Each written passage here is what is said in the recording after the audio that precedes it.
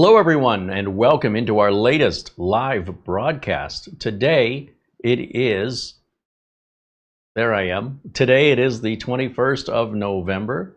It's Friday and it's 2025. My name is Carey Holzman and thank you so much for joining us today. A quick shout out and a reminder that if you're looking for Windows or Office license keys, I don't know about you, but for me, I have to make sure I'm getting legitimate legal license keys, and I need support should I have any problems. And I need that support quick. I'm not going to get that support quick from Microsoft, I'll tell you that. And there's a lot of places online that sell product keys that are sketchy, and sometimes they work, sometimes they don't. I can't run my business like that. So I was getting my keys from a place that, started having a lot of problems. And I had to find a new key seller. And searching around the internet, I can't tell you how many I went through that just could not meet my values until I found the folks over at VIP-URCDKEys, VIP-URCDKEys. And their website is where I go to buy my keys. And so after I tested them out, I said, gee, I wonder if they would be interested in cooperating with us here. And yes, and in the video description below this video, there are links to VIP-URCDKEY's website, which has not only the Windows and Office software, but they have other software as well. However, I'm just here to support you with regards to the Windows and Office keys because they're so ubiquitous. Almost everybody uses Windows and Office, at least that watch this channel. And then any other software that they sell that you're interested in, I can't speak for except to say that I would expect the service and the quality and the pricing to be no different in comparison. And these kind of recommendations don't come from me very easily. So if you're wondering where I buy my keys for my business, and you want to be able to buy your keys from there too, normally this kind of opportunity is not available to the end user. You typically have to be a system builder. However, VIP-URCDKEYs did say that they would not only let you guys buy one key at a time if that's what you need, but furthermore, if you use my coupon code of Carey, you'll get an additional 25% off. Now, just bear in mind that I have no commission based on this, so if you buy it or you don't buy it, doesn't make any difference. I'm just trying to give you a heads up, save you some money and some headaches by buying from a reputable seller with a key that once you activate it, you should be golden. With Windows, it should tie to the motherboard for life, and that's it. And with regards to Office, you've got support up to 6 months. After 6 months, well, the best thing I can tell you is if you had to reinstall Microsoft Office, you may have to buy another key, but you'd have to repeat that 10 times before you'd reach the suggested retail price of what Microsoft wants for their keys.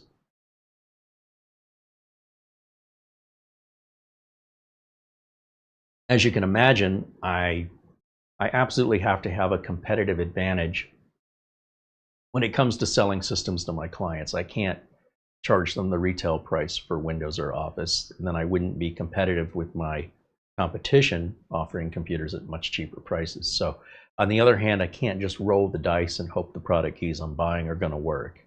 And if they don't work, that I'm just going to have to keep buying product keys until I find ones that do. I just can't afford that. The scale's too big for me. So if you want to know where I get my keys, right there. You want to know how much I pay, right there. I am fully honest, open, and transparent on the channel. And what you choose to do with that information, I just provide it as information. And some of you will see that as having no value, and others will say that's the most valuable thing anybody's ever told them. So to each their own. In the meantime, welcome in to everybody on this Friday show. Unfortunately, we have run out of items to review. We've reached a state in the segment that we're in with computers that there's really no new computers coming out, no new chips, no new motherboards, no new Wi-Fi, no new routers. There's been no new cases have all been kind of the same as far as cases go. They all start looking alike after a while, and nothing to build in one if we had one because it's all the same old parts. We've had a few mini PCs and a few laptops in for review. but we can definitely see the economy or the interest in the platform is fading. And as such, there were not videos Tuesday, Wednesday, or Thursday because we have nothing. We could just sit there and repeat things we've already done, but we've been waiting for some more innovation. Now, the folks over at Minisforum did release 2 new computers that once we get them, we'll dive right into them. One is the ARM-based MSR1 little mini workstation, and the other is the upgrade to the MS01, which is the machine I have right on top. It's my go-to machine. Whenever we want to demo things, I grab that machine. You can always tell how I feel about something if you see it being used over and over here on the channel. There are products I like, but I just don't have any use for them. There are other products that I like that I want to use them, but again, I've already got those needs met. So I'm like, hey, this will be probably overkill, but great to use when I need a machine to like test out a KVM or test out a piece of software. You'll often see me grab that MS01. Well, they just came out with the MS02, and I've been waiting a while for this, but it's not a little tiny workstation like that. It's now it's much more like the S1 Max. It's a small form factor. So we'll see if we can get our hands on one of those, but again, it's probably going to be a few weeks. Everybody started their Black Friday sales. I don't know if they thought Thanksgiving was yesterday, if everybody's a week off, but even Amazon, if we jump over to Amazon right now, let me do that. Let me just show you what's going on. Grab my window capture. Everything says it's Black Friday week. So as far as I know, Black Friday's a day. It's not a week. But here we go. Everybody's got sales starting right now leading up to Black Friday. They're calling it Black Friday, which is really bizarre. And I think we're probably going to see some really good deals this year because I think 2 things are happening. And I don't know if they're related. But what I'm seeing is the interest in computers from the general public waning, where they're just not excited anymore. I think they're pretty much moving over to their phones and mobile devices, probably phones, and they're not interested in computers anymore, you know, the traditional desktop computer. That means all of the desktop accessories, all that stuff now is far of less interest to the general population.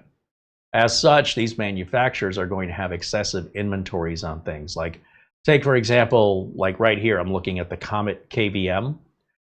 This is about the Kickstarter price right now. That was if you ordered it early and you waited and you went through all the iterations of app updates to get this thing functional acceptably. And now it's been about a year. It's had time to have a lot of polishing done to the app. And it works really, really well now. For $72, it's a Black Friday deal. There's an example. With the Jet KVM going and being no longer sold in the United States after Trump took office, guess what? It's back on Amazon again. Now, it's still apparently shipping from China based on these delivery days. But you can see it's back and it's available. And once again, it's had a year of updates. It's really polished, works really well. And I'm surprised to see, I am surprised and I'm not surprised to see these Black Friday offerings so early. It just seemed like somebody made a mistake and thought yesterday was Thanksgiving. I don't know, but clearly the people at Amazon know what they're doing, but I'm seeing it everywhere. If we jump over to the folks over at Nemo PC, Black Friday starts now. So they're calling November 28th, right? 7 days from now is Black Friday. But this, according to Nemo, this is not a Black Friday. This is a lot more than just a Black Friday, isn't it? It's about 2 weeks. That's one long Friday.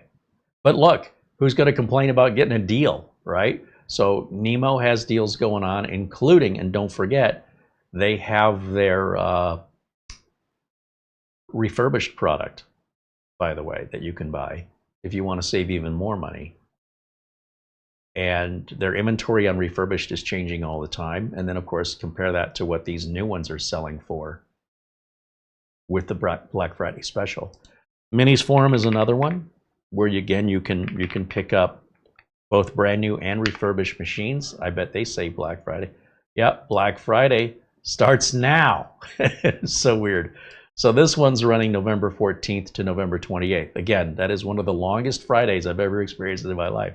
However, you can see here the MS02 Ultra. We were just talking about that. And the MS-R1 is the ARM-based workstation that we'll have here in studio soon. The MS-S1 Max is what Mara's been testing out and using. And of course the Ataman G7 Ti, which we reviewed a while back if you're into wanting a mini gaming PC, a proper discrete graphics card based gaming PC. Of course they've got external GPU docking stations and other mini PCs to choose from.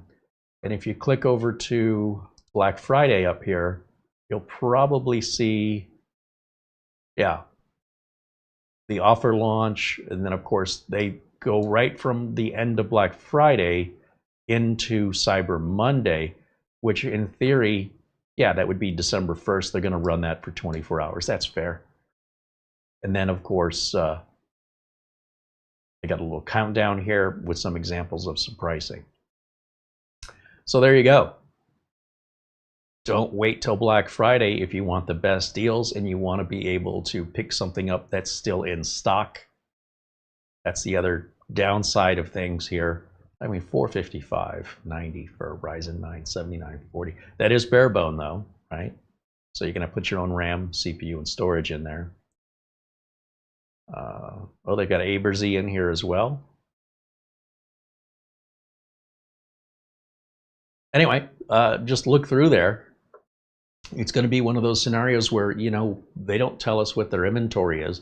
We don't know how many they've got. It's going to be a first come, first serve type deal. And if you find any good deals, let us know. Or other good deals anywhere else that you want to share with us. They're going on now. And they're going to go on now to the end of the month. So as people become aware of it, they're going to sell more and more and more. And then all those last minute shoppers, those people who wait till the last 2 weeks or the last week before Christmas, I have a suspicion this year there's going to be some slim pickings, but you know, we'll see what it is. It's definitely an odd year. I don't know if it's the beginning of the way things are going to be from now on, or if this is just a current trend given the economy and everything else going on. We'll wait and see. There's always new product coming out, but we used to have a hard time keeping up with all the new products. Now, not only are we caught up, there's really nothing else for us to review other than to go back and look at things we've already seen. So that's where we're at right now. And if it seems like there was a lack of content this week, I am hoping that's temporary. It's not my first choice. But on the other hand, there's only so many Ask Me Anythings I can do before, you know, it starts becoming redundant. As a result of this, rather than do that earlier in the week, I decided to save it for today. So we want to involve and invite everybody to join us today with your questions and comments, whatever's on your mind, computer related, tech related. We'll do our best to provide answers or opinions. And with that, let me say hello to everybody joining us. Oh, and a shout out to our good friend Buster, as always, who joins us from Scotland. And Buster sent the 2026 Scottish Highlands and Islands calendar to us over here, to Mara and me, so we could live vicariously outside of the United States and give us something to look forward to one day visiting in person, I hope. It just looks tranquil and natural. Nothing about Phoenix is natural or tranquil. And also an Amazon gift card in lieu of Super Chat from our friend Buster as well. Let me grab some glasses and say hello, see who's in the chat room, and say hello to everybody. So welcome in. Our first hello there was from our friend Oystein there in Norway. Mark Baggett and Eugene Ildago join us from, what does he say? It's his birthday today. Happy birthday to Eugene. Eddie Casanova says hello. There's Mark Baggett saying it's 45 degrees Fahrenheit and cloudy in Massachusetts. William Bird saying hello, and Mark Gaines. I also see 3D Everything, Dustin Fuller, Marsman 50. Anna Lindos joins us and says hello. Gary Bickle says hello. There's David Graham and Luke Greenia joining us. Of course, Marlena, our channel administrator, hanging out in the chat room with you guys. Buster says the temperature in Edinburgh, Scotland is 39 degrees Fahrenheit or 3.8 degrees Celsius this morning. The temperature was 28 degrees Fahrenheit and a negative 2.2 Celsius. Ooh, that's going to be chilly. Also from Scotland, Ben Laird joins us and says hello. Michael Lavelle and Thomas MacT say hello. Welcome in, everybody. Edward Skinner and WTRE7 join us. LY2CX says hello. Andy W6AD and W37 says hello. There's Mark Leibowitz. He said, I just used Carey's link and code to buy a Microsoft Office key for one of my clients. I'll tell you what, it is such a relief to be able to go somewhere where you know you're not going to pay too much. You're going to get a valid working key, and you don't have to like, oh, you got to call Microsoft, you got to activate by telephone, you got to do this little song and dance. All that's real sketchy. Or worse is the product key says it's for Windows, let's say it's for Office Pro, and you end up trying to activate and you get an LTSC version, which is not what you want if you care about your security. But that being said, you know, Mark knows this. That's why he's choosing to buy from there. I know this. When you're running a business and you are held accountable to the products that you sell to your customers, if it's worth it to you to risk the whole business itself, your whole livelihood, on saving a few dollars and rolling the dice, that's your call to make. And it's my call to make to not do that. So that's what the logic is here. Knowing that if we have any problems, we have instant support. Well, it's not instant, it's usually within a few hours. But even Microsoft, their support's not that good. So for me, I'm paying less, I'm getting a better product at a better price for the same product with better support. And usually I don't even need the support. 9 times out of 10, probably 19 times out of 20, maybe even more than that. It just works. And that saves me time so I can move on. You know, when I'm getting a customer's computer ready, I've got a lot more to do than just activate Windows or Office. There's a lot of work. And if the Windows or Office key doesn't work, I can't deliver that computer until I have that resolved. So what do you do, right? What do you do when you're in that position? It holds everything up. So that's why it's so critical to me if it helps you to understand why this is so important to me. And I'm sure it's as important to anybody else running a business like Mark Leibowitz, where you want to make sure everything's on the up and up, but you're still competitive, and you're also you know, not having to come up with excuses for your client on why their computer isn't ready yet, and it's all because you're waiting on an activation issue to be resolved. I've been there. I don't want to be there anymore. Or at least if I do have an activation issue, I know it'll be resolved fairly quickly. I won't be waiting in limbo indefinitely. Caniac44 says hello from North Carolina. And Mark tells us that today in Chicago, it's slightly breezy and mild with a temp around 50 degrees Fahrenheit. I biked to my client appointments this morning. Nice. It's been years since I've been on a bicycle. Doman 2000 joins us and says hello.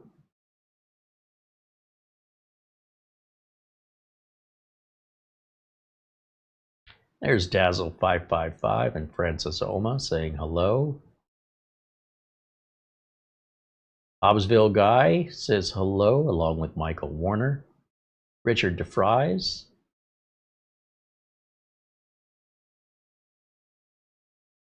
And our friend Mark Gaines.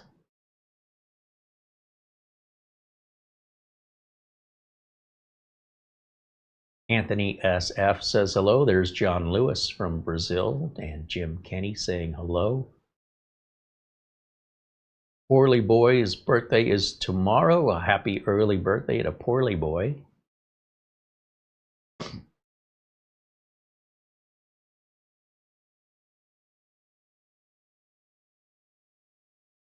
WTRE7 says, I don't know why YouTube changed my name from Matt. Click on your profile icon in the top right corner, and I believe it's under your settings, profile settings. And then you can set what name you want to be displayed. Marcom2729 says hello. Nicholas Barlow joins us, and John Rogers saying hello.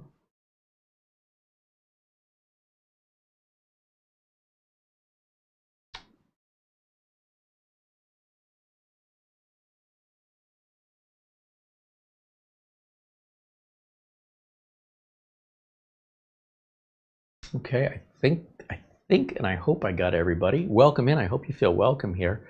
I also want to mention that, again, we're really looking for interaction during today's show. If we don't have much in that way, then, you know, there's a few things that I'm going to talk to you about, and then we'll wrap up an early show. But whether or not this is a short show or a long show depends on you, the viewer, interacting with me today. Because it's one thing if we don't have any new content to review or new content to update. It's another thing when the audience simply has nothing else to say either. So if that's the case, that's a big hint that there's just nothing. So you have to help me fill in the gaps here so we can provide information you're interested in, and who knows, that could lead to a 2-hour-long conversation. Well, I'm giving you time to come up with any questions you might have. I want to remind you that Mara has redone her first cookbook. It's been completely reformatted, and she just published the second one. So now we have sort of a pattern going on with these books. Now, why these books are different than other cookbooks is that she's got a sugar-free and either low-carb or zero-carb requirement. It's not a choice for her. It's a world that she lives in, where there will be hospital visits. So rather than suffer by, you know, just eating vegetables for the rest of her life, there are, no, by the way, that's not really suffering for her. She enjoys her vegetables, but after a while, anything gets old, right? Just be like, oh, I just need something else.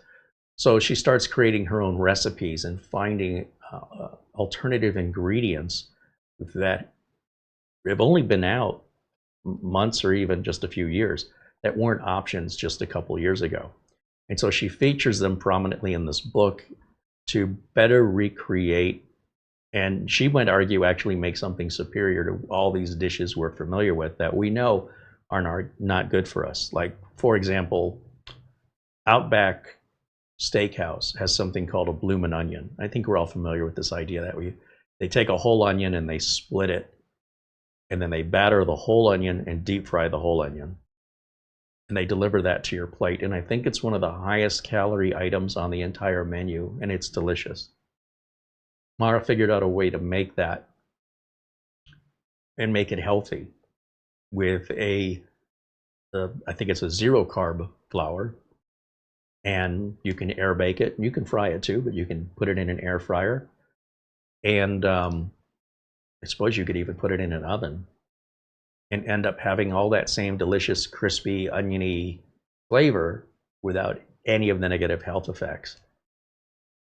It might be a little bit more effort to make it this way, right? Versus a restaurant just wanting to get your food fast.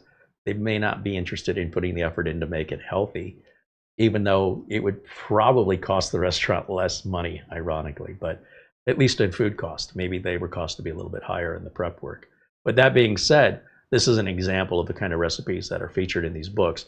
Now, the first book, as you can see, is a lot thicker than the second book. The second book is going to focus a lot on this flour that she's discovered called, well, it's from a company called UnbelievaBuns, and they have UnbelievaFlour. And they're uniquely creating this flour that has properties like you would expect flour to have without any of the negative consequences. The first book is a redo of the initial variety of recipes that she has, that she's got thousands of recipes, from desserts and full meals and snacks and everything in between. And this one mostly is focused on using that flour alternative. It's still flour. And this is for keto and diabetics that want to be able primarily to be able to eat things you really like without worrying about how you're going to pay those consequences later. It's not just for keto, it's not just for diabetics, it's for anybody. Come closer. Not just for keto and not just for people that may or may not be diabetic. It's also for those that are looking to increase their nutrition and increase their protein. What is great about these cookbooks, if you'd like to take advantage, there's a lot of great options in there for Thanksgiving. Since it's coming up this week, there's a lot of different options that are very diet friendly, such as a sweet potato casserole or mashed quote unquote potatoes, which are not actually potatoes, gravy. There's a lot of soups in there, salads. That's primarily in the Feast of Fables in that book. In the other book that does 100% focus on using Unbelievable flour, which again is one of the absolute best flours I've ever found that has zero impact on me personally. It's very high in protein. It's great for just about anybody looking to increase their nutrition or increase their protein. But both books offer lots and lots of options, from everything from desserts to meals to salads to soups, and lots of great options for Thanksgiving. So both books are available on Amazon. They're available in hardback, which is what I have here, paperback, and on Kindle. And if you have the Kindle library, the Kindle membership, it's free. And free on Kindle if you have a Kindle membership. Yep. Also, these books will never sell out. They're print-on-demand Amazon services. The more people order them, the more they just print. So. And links are available in the notes. Yeah, video notes for the links if you're interested. And if you do pick one up, please leave feedback on it or email us and let us know. Yeah, I would love to hear any feedback you may have, whether or not you have decided to take on a recipe and are looking for alternatives or other options, or if you've made one of the recipes, let me know how it turned out. What happened? What was your experience? Did you like it? I get a lot of really great feedback for those that have been able to try what I've been able to make, and so far so good. So I'd love to hear what everybody has been able to experience and tell me what your thoughts are. Yeah, or if there's a recipe that you wish was in the book, like do you have an alternative or a healthier version of, and then name it. And you know, she loves stuff like that. I develop recipes every day, every couple of days or so. Like I'm just in the process of developing another one right now. So if you're looking for something in particular, after 30 years, I probably have it, or I have an alternate version that may be useful for you. Yeah, she's got a lot more recipes that fit in these books. Yeah. So I assume book 3 will be coming out next year. All right. Well, there you go. I'm going to thank you, Mara. Thank you. And just so you guys know, it's available worldwide at Amazon.com. And if you end up trying them out, let us know what you think. All right. So let's see. Let's go to the chat room here and see if there's any questions we can address.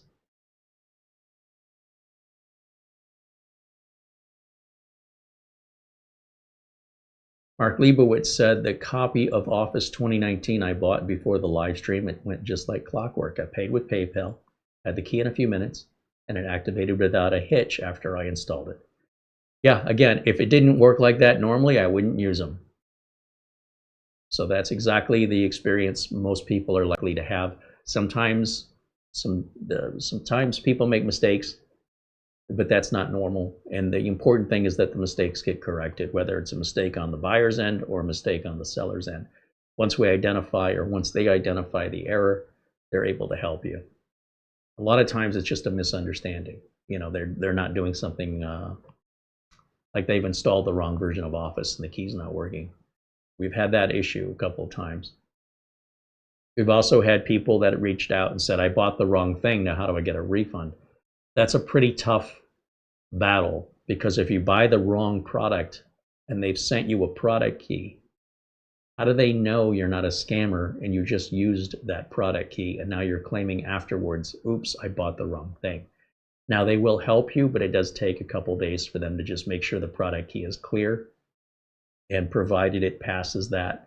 So do be careful when you make your purchase, because sometimes you may not realize it, but it is an act of typically found from scammers. So they obviously, as the sellers, they need to protect themselves from scammers.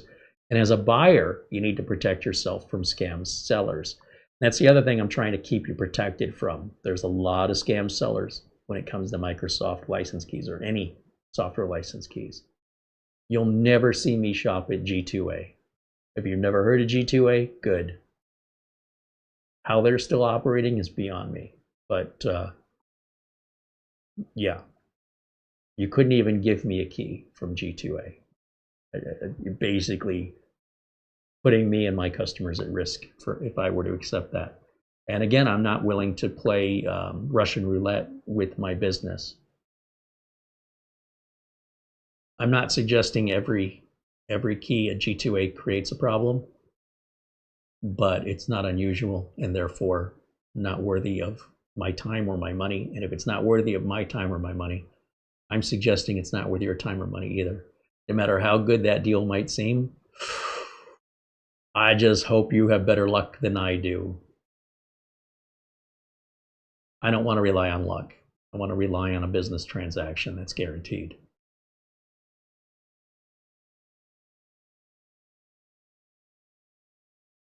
Mortant joins us and says hello.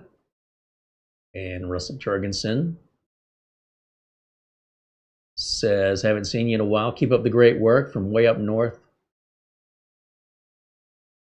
Russ in the northwest part of Louisiana. Right on. WRTE7 says drivers download. Potato hot? Like I don't. I'd be happy to answer your question, but you're going to have to use more words. I would prefer if your questions had more than 2 words. It's like you're stepping into an elevator, going up. I mean, come on, help me out.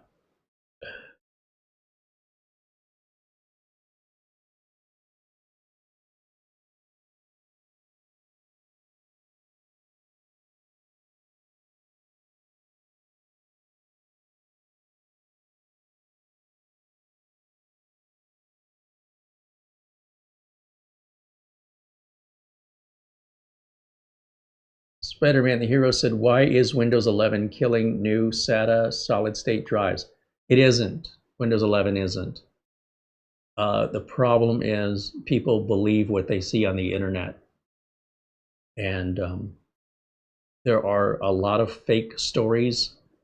There's a lot of everything from deep fake videos to AI-created videos to clickbait and content creators who don't hold my values. What you have to understand on my channel is it's very important that the information I give you is accurate to the same way and to the same level and consequence as if you were my real customer. But if I'm a content creator and that's all I do for a living, then I need to create content that people will click on. And there's no rules or laws that say I can't flat out lie to you and make up stuff. In fact, if I go on Reddit and somebody who's not all there upstairs is trying to start a hoax because they think it's funny, but I don't have the filter to clear that for you, and I believe that hoax, like Windows Update killing SSD is a hoax. The whole thing was a hoax. If I propagate that hoax, then I become a part of that hoax. And I have too much integrity and dignity to lower myself to such a disgusting and immature way of going about manipulating people for clicks or for attention. As a result, you know, I don't have 1 million subscribers because in the world today, and it's going to sound cynical, but the more you lie and the more you cheat, it does seem like the more successful you can be until you're caught. So we've seen a lot of people rise to fame, both celebrities and internet influencers, who then come crashing down when they just, either they get caught, they just take it over the line. I'm not interested in pursuing that sort of thirst or desperation to attract an audience that I would lie to you. If I say, well, I didn't know I was lying, well, then you shouldn't have mentioned it until you can verify it. You have a responsibility to your audience to do the filtering for them. So no, there's no such thing, nor has there ever been a Windows update that's ever killed SSDs. It's never been a thing. It's not real. And please bear in mind that you should not believe anything you read online. unless the source of that information is a manufacturer, so the manufacturer of SSDs or the manufacturer of Windows. The other thing is, when you're sort of involved in the enthusiast community, there's a different world that businesses live in. It's almost like people are so into their own little bubble. There's an epidemic of isolation happening around the world right now, where people seem to have a delusion of the world around them, and they just acknowledge what's in their bubble. And I see this more and more and more. There's so many people affected by it, and it never occurs to them that other people don't experience what they experience or don't see what they see because they're not in the same bubble. But if you could just get out of that bubble and see the entire earth, right? One of the things you'll notice is there's never been a business, and I would challenge you to Google any business, any corporation that had a Windows Update kill solid state drives, because I want you to think about it. If Joe at home has a Windows Update that ruins his solid state drive, who cares? Who the hell is Joe? Why do we care? Furthermore, how do we even know that Joe's assertion that his solid state drive failed because of Windows Update contains anything other than hearsay and gossip? Where's the actual evidence other than because I said so from somebody who's nobody, that nobody knows, who has no reputation in the industry? But if Hershey Chocolate Company in Pennsylvania has a bunch of systems go down because of a Windows Update for any reason, solid state drive or anything else, then Hershey is going to go to the media, and Hershey's going to report to their investors that we're not going to be able to meet our sales goals this quarter, and you're not going to get your dividends because a Windows Update caused a bunch of drives to fail, and now our production has been affected, and we're not going to reach our sales goals due to the fact of inventory being too low. We still have to pay all the employees for a day of work until this problem is sorted, plus we have to pay for all the new drives and IT labor to reconfigure everything. And then the investors are then going to sue Microsoft in order to recompensate them for their losses due to an update that caused their productivity to decline. Therefore, their sales and shares will have been diminished. And this is a lot different of a consequence than, say, Joe on Reddit. You understand? So there is no record of any corporation anywhere in the entire planet Earth that has suffered as SSD failure due to a Windows Update. This only comes from other enthusiasts. And I really want you to think about why that is. Now, if you can prove me wrong, please send me the link. But I assure you, you're not getting news online that isn't being reported on traditional news media. For example, ABC, NBC, CBS, Fox, CNN, BBC, Al Jazeera. Like, this is worldwide. This isn't just affecting you. This affects the world. So if you're just reading something on Reddit or somebody on YouTube making some claim, you need to understand most of these people are in bubbles. And I don't know if they're doing it intentionally. Like, I do believe the Windows SSD was a hoax. I believe that was intentional. And the person who started that in Japan, I believe, was trying to cause damage to a company that he was having a beef with. However, that's just conjecture. I haven't verified that. But it's just as true as what they say, right? So who's lying? Well, all it takes is verification from a trusted source. So if Microsoft has acknowledged it, or if an SSD company has acknowledged it, we'd certainly love to see a link to it. If any corporation anywhere on this entire planet of Earth has been affected by failing SSDs, I'd like you to post a link to it. Otherwise, you can just make up whatever you want. You could say, why is Microsoft causing my child's grades to go down in school? I stubbed my toe last night when I was walking around the house in the dark. Why did Windows Update cause me to stub my toe? It's getting to a point now of such preposterous ridiculousness that I don't understand at what point are we as human beings going to not trust the internet anymore. It's never been trustworthy since the day it started, and it's only getting worse. And if you can't be bothered to verify anything until it's been verified, and I don't mean from some rando online, I don't mean from some rando content creator either. I mean from an official source of manufacturer, period. That's it. Or an official news media source from a reputable news agency. So perhaps maybe if some big respectable publications, right, are writing about this, that would be something.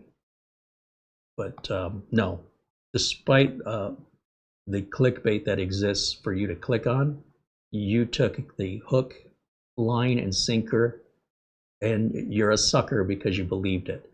Now, that doesn't feel good to be a sucker, right? So learn from this experience and try to make sure you verify anything before believing it's true. Or feel free and ask if it's true here in the chat room. But if you don't have verification, then don't assume it's true, because that's just what you did. You just said, why is this happening? It's never happened. What you said is happening has never, ever actually happened. Not for any specific, like if you had a failing SSD and you install a Windows update, and then that Windows update at the same time of your failing SSD is the thing that is the last straw your SSD can take.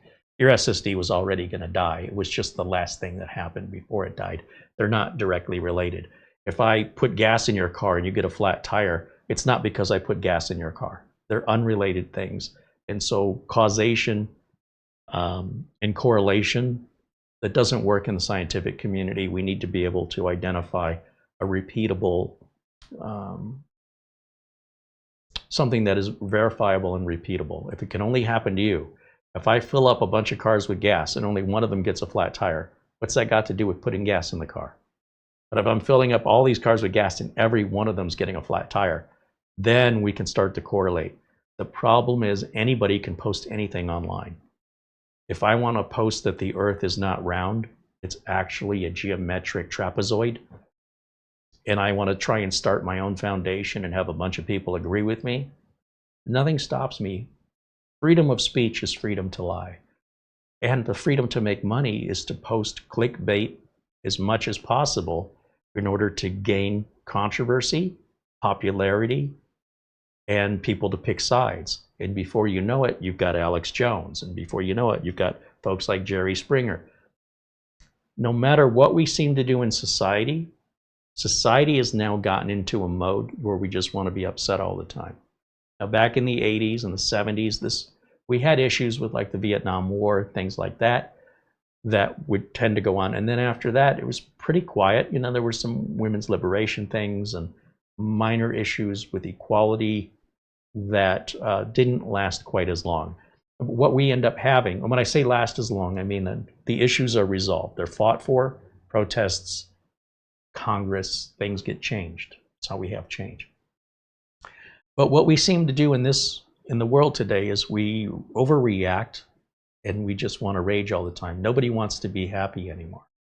It's almost like if we don't have a reason to be upset, and I'm speaking for just what I'm seeing online, if the people that engage online are just looking for something to be upset with, they'll find it and latch onto it until the next thing comes along. And there's no break, there's no vacation. So we go from Kaspersky antivirus being Russian, Congress doesn't want it, there's a big outcry, and oh, these TP-Link routers are going to be banned. Well, they never happen, and it's outrage. And then there's outrage about the Honey add-on for your browser. There's all this outrage. It's all anybody's talking about. And I just want to take you through just the last few months with you guys who are participating in this, you need to take a vacation, because then we go through all Windows updates are creating, causing SSDs to fail. That's completely a hoax. Windows 10 is ending. How do I get my extended security updates? Everybody's panicking for 4 years. For 4 years before Windows ended, people were already having anxiety. And what am I going to do when my Windows support ends in 2025? Well, then you find out Microsoft adds another 12 months for no, all you gotta do is ask. It's yours for free if you ask for it. Then, oh no, well, I can't seem to get it. What am I going to do? There's more anxiety. So whatever it is, every day I do a show, you can ask me, what are people outraged at today? Today, Microsoft had announced earlier that they want to make Microsoft more what they call an agentic operating system. It's going to be very AI based. Oh, heaven forbid, we don't want that. Well, listen, it's one thing after the other. People are afraid of what they're not familiar and comfortable with. And AI is still in early development stages, but no matter how much you don't like it, it's going to be the wave of the future. You can choose to be a part of that, or you can choose not to, but you're not going to stop it. So if you want to switch to a different operating system, no one forces you to use Windows. Switch over, just use something else. Microsoft doesn't make Windows for home users. It's never really been its bread and butter. The bread and butter is on the business side. What the home users get are the leftovers. You get the scraps. That's effectively how much money home users bring into Microsoft. They could do without any. If every consumer left and never bought another Microsoft product, Microsoft would barely notice financially. They've got so much on the table with business and AI and all these big deals going on. What home users don't seem to understand is you're not that important to the company. What is important to the company is answering shareholder value to the investors who make this company possible. And it's true of all publicly owned companies. Their goal is to generate a profit to the investors. Okay? And that profit is being primarily provided by corporations spending hundreds of thousands of dollars in individual purposes for services from Microsoft or AWS from Amazon. Amazon makes more from AWS services than if every product they've ever sold in a year to consumers, and heck, even to businesses alike. If you subtract out the cost of inventory and shipping and the packaging and delivery, right? When you package all that in, the amount of money Amazon makes is astronomical. But it's a grain of sand, the amount of money Amazon brings in with AWS. So who's buying AWS? Do any of you have it? Probably not. It's primarily used by businesses, and it's business money, and it's a lot of it all the time. It's not just, hey, I'm going to sacrifice and make this big purchase. Not with businesses, because with businesses, they have to keep growing and they have to keep generating more business. And in order to do that, you have to spend some money to buy equipment to handle the workload, increase the workload to generate more profit. Generating more profit means more money for your investors. And as a home user, yes, you are conducting business with Microsoft, but you're conducting just little grains of sand. And as a result, whether or not you like the operating system or not is not important to them, because there's no financial incentive. If you leave or you stay, they won't notice. If every single home user stopped using Microsoft Windows, it's more of a marketing and PR issue than it is a financial one. It's the appearance, right, that Microsoft has suddenly become a business operating system. That would be sort of a press relations issue to deal with or to contend with. But when you see content creators going, well, this is the end of Microsoft or Windows is dying, they live in a bubble, because most of us, the way the real world works, for those of you who don't seem to know, is you go to work. Most of us have a job. And when you go to work, you are paid to do a job. And you may be given a desk and a computer. And if that computer runs Linux, or that computer is an Apple computer, or that computer is a Windows computer, you as the employee don't make that choice. You as the employee don't get to decide if you like it or not. The company doesn't give a rat's behind what you think. You're hired to do a job in exchange for a salary. Get to work or quit. We'll find somebody else. You don't get to say, oh, well, your office uses Windows and I stand on a principle, well, I won't support Microsoft. Well, thank you for coming in for the interview. Next. They don't care. Whatever your personal issues are, they don't care. They don't care about what religious preferences you have. They don't care about your gender identity. Can you come in Monday through Friday on these hours and do this job? And we'll give you the tools, and we're going to pay you this much, and you'll get these benefits. That's it. There's no further negotiation regarding anything personal. All right? This is all business. And if you want to pay your rent and you want to have a nice car and have a comfortable life, then you're going to do what these jobs require you to do in order to generate a salary. Or you could start your own business and define all that on your own. So what we're seeing online is a bunch of home users who answer to nobody. They don't have a boss telling them what to do, and they think they're the boss. The problem is they're the boss of no one. We're all bosses. Maybe you have kids and you're the boss of your kids. Outside of that, you have no power, influence, or authority. So I'm not quite sure what generates the kind of response a lot of viewers will give to things because of their personal preferences that really have nothing to do with business and how the world goes around. And they seem to not even consider that for 1 minute. It's just like, look, I don't eat Chinese food. All right. So no Chinese restaurants have ever made any money from me. I don't eat there. Do you think any Chinese restaurants have got out of business because I don't eat there? It's my personal preference, but I wouldn't go around saying that nobody else should eat there either. Who am I? Why would anybody care what I have to say? But as an influencer, you will gain an audience, and if they hear what they want to hear, it doesn't matter if it's true or not.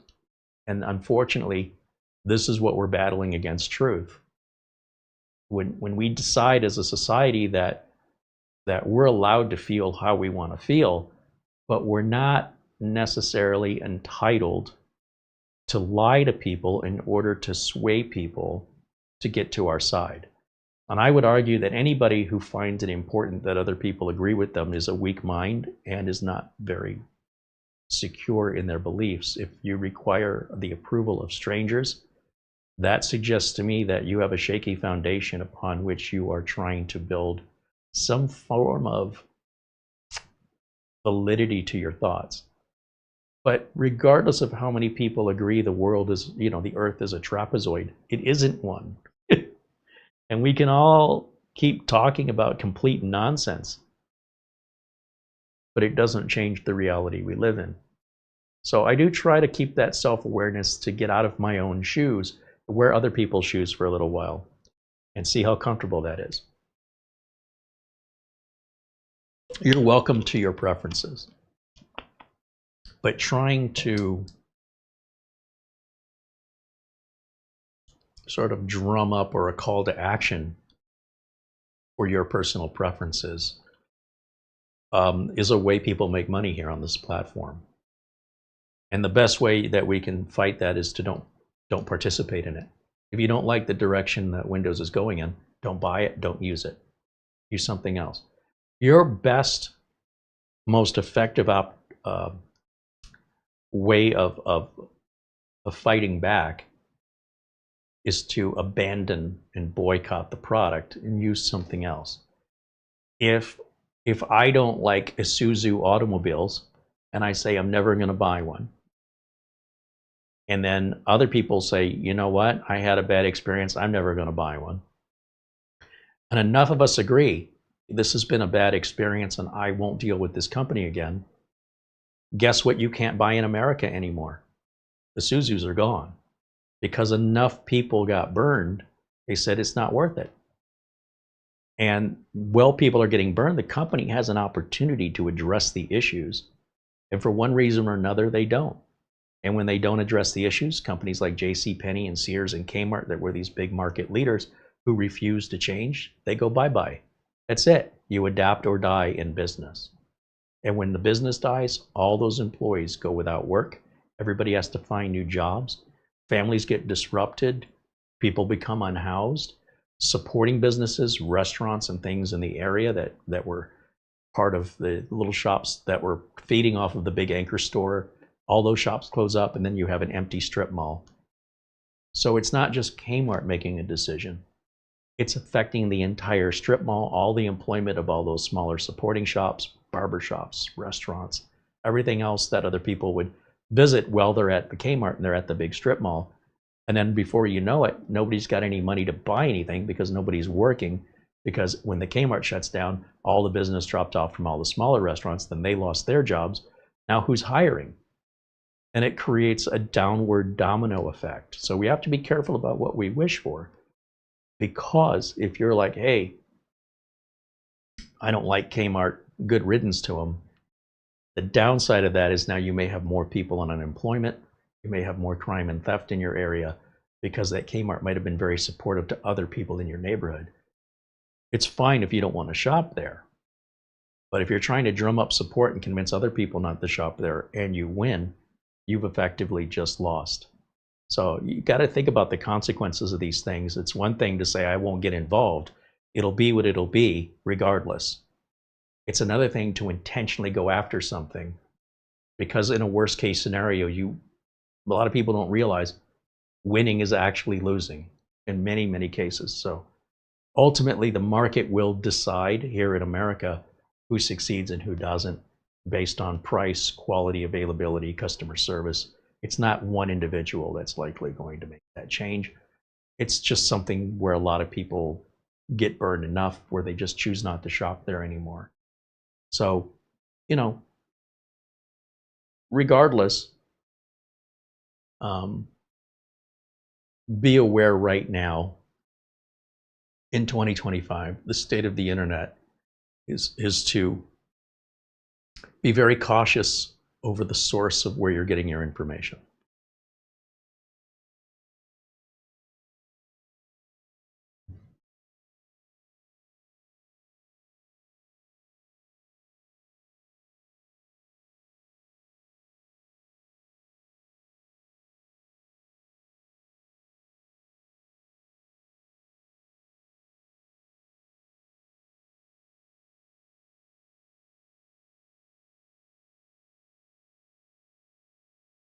And Oceanic Vibe says Azure, Microsoft Azure is a moneymaker for Microsoft. For sure, absolutely. Andy says most, if not all, corporations have no soul. Well, that's true, Andy. The problem is that when a corporation violates a law, so the United States sees a corporation as a person, which is it's a political maneuver for tax purposes. And in my opinion, it's a manipulation of a loophole in order to benefit a corporation. The reason why a corporation should not be seen as a person is exactly what you said. Corporations are made up of lots of people. They're not made up of one person. So if the corporation violates the law, you can't put the corporation in jail. It doesn't have a soul to incarcerate. You can fire the CEO or the CFO or the people involved in the corporation, and they can stand trial individually. I mean, look at what's happening with the Sackler family and the drug manufacturer of oxycodone. I mean, this is outrageous. And the company is owned by the family, but the family wants to be protected against the lawsuits from everybody who died from taking, oxycodone or whatever it was through addictions, and the company saying, the people that own the company are saying, they're asking a court to say we want to be immune from any personal lawsuits because that will take every penny that family's ever made, which is what people want. And they're saying, no, you've got to hold the corporation accountable. You fine the corporation, you can jail the corporation, which everybody knows is impossible.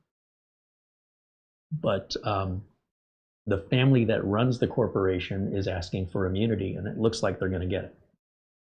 So when you have this kind of money and you have this kind of power, and you can decide effectively through financing who can get elected, and in exchange that they get elected, then they're going to do something for you, which is, they got a lot of other things they got to worry about. But if I get you elected and I put all this money into your campaign, a super PAC, I need you to look out for me legally when these lawsuits come. You need to have my back. So if you don't play the game, you're probably not going to get elected. And if you do get elected, you may have to give up some of your principles in order to, in exchange, be able to honor some of your principles. You say, well, I'm going to trade this principle so I can do these other things that are unrelated but important to me, because if I don't get elected, I won't do any of it. It's a sacrifice, and it's a compromise, and this is how it works.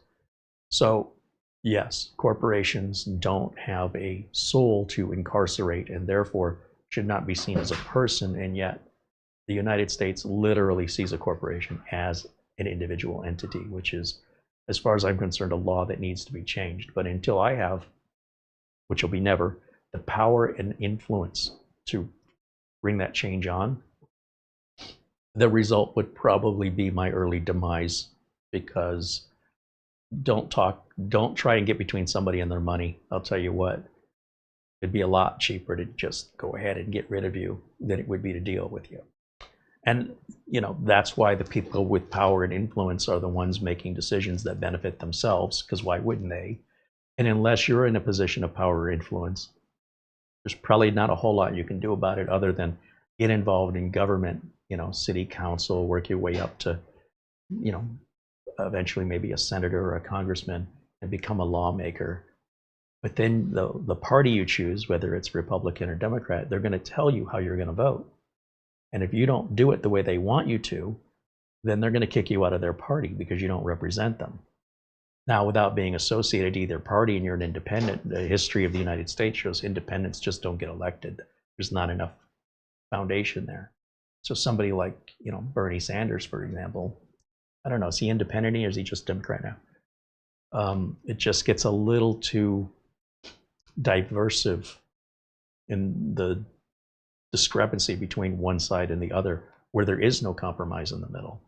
And when there can't be a compromise, then it's off balance. And so around and around the circle goes. But corporations are where all the money and power come from. They don't come from people at home. Whether or not you choose to shop at a particular grocery store or you choose to shop to buy a certain kind of car, you're not Hertz rental car. How many cars did Hertz buy this year? And that's just one rental car company. Let me see. How many cars have you owned in your life? Probably fewer than 10, 20. How many cars did Hertz buy in 2024? Just in 1 year.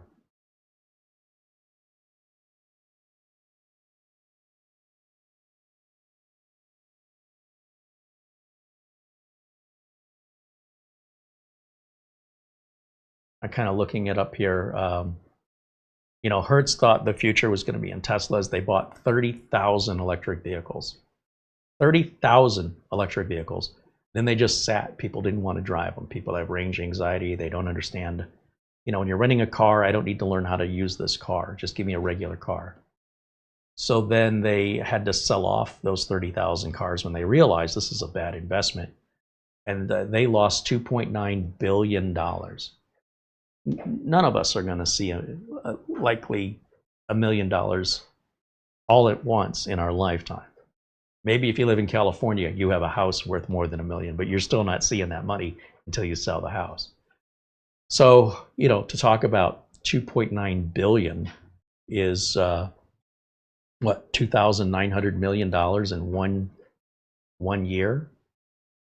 That's the kind of loss they take, and it doesn't put them out of business. They just go, well, investors, the stock's going to be worth less until we can generate more profit.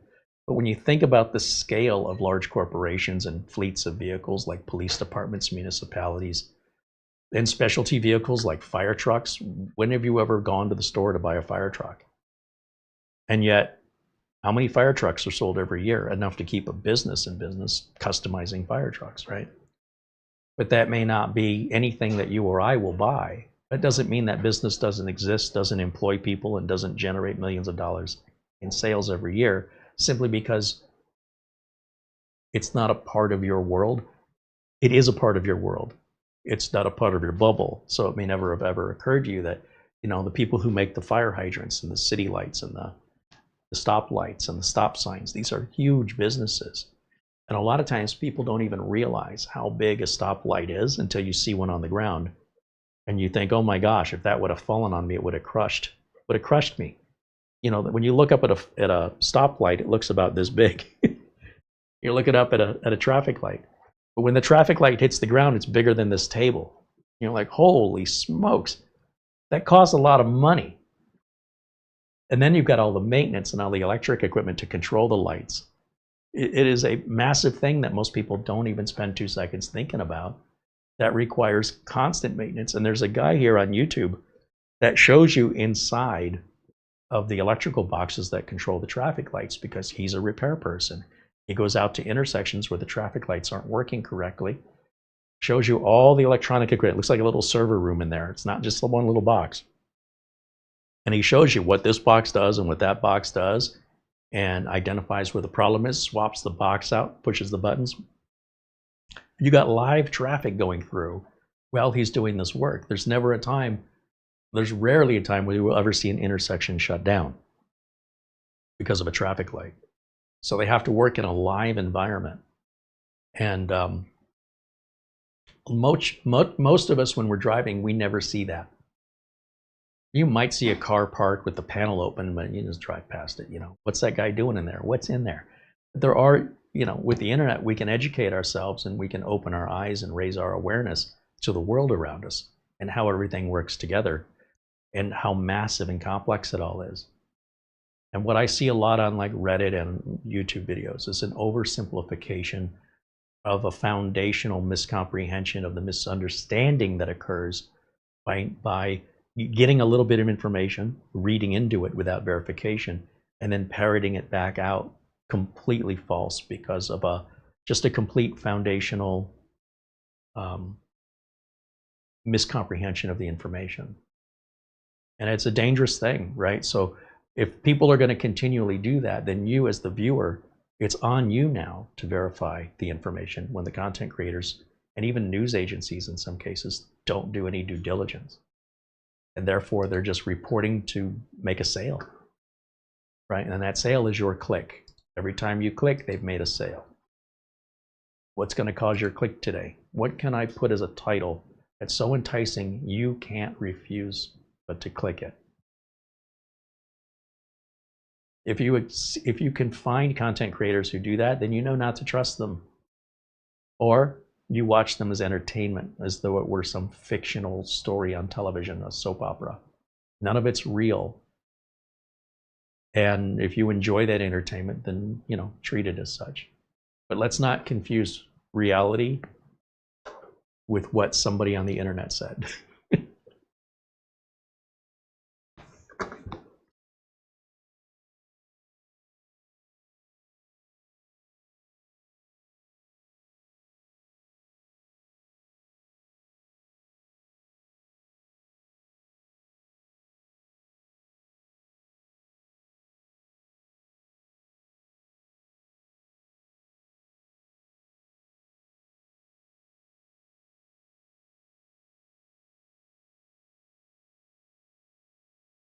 Elijah 52 Dickens joins us and says hello. Of course, our friend Mortant is in there.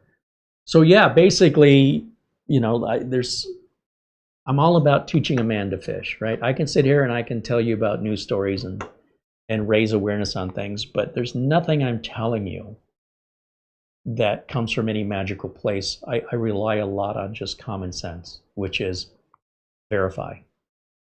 If I can't verify it, then I will say that. If I'm even going to talk about it at all, I say, hey, word is out that this Windows update's causing a problem, but I haven't verified it. I wouldn't have any problem if anybody else making these claims would do the same disclaimer. However, it's not required. It's fully optional.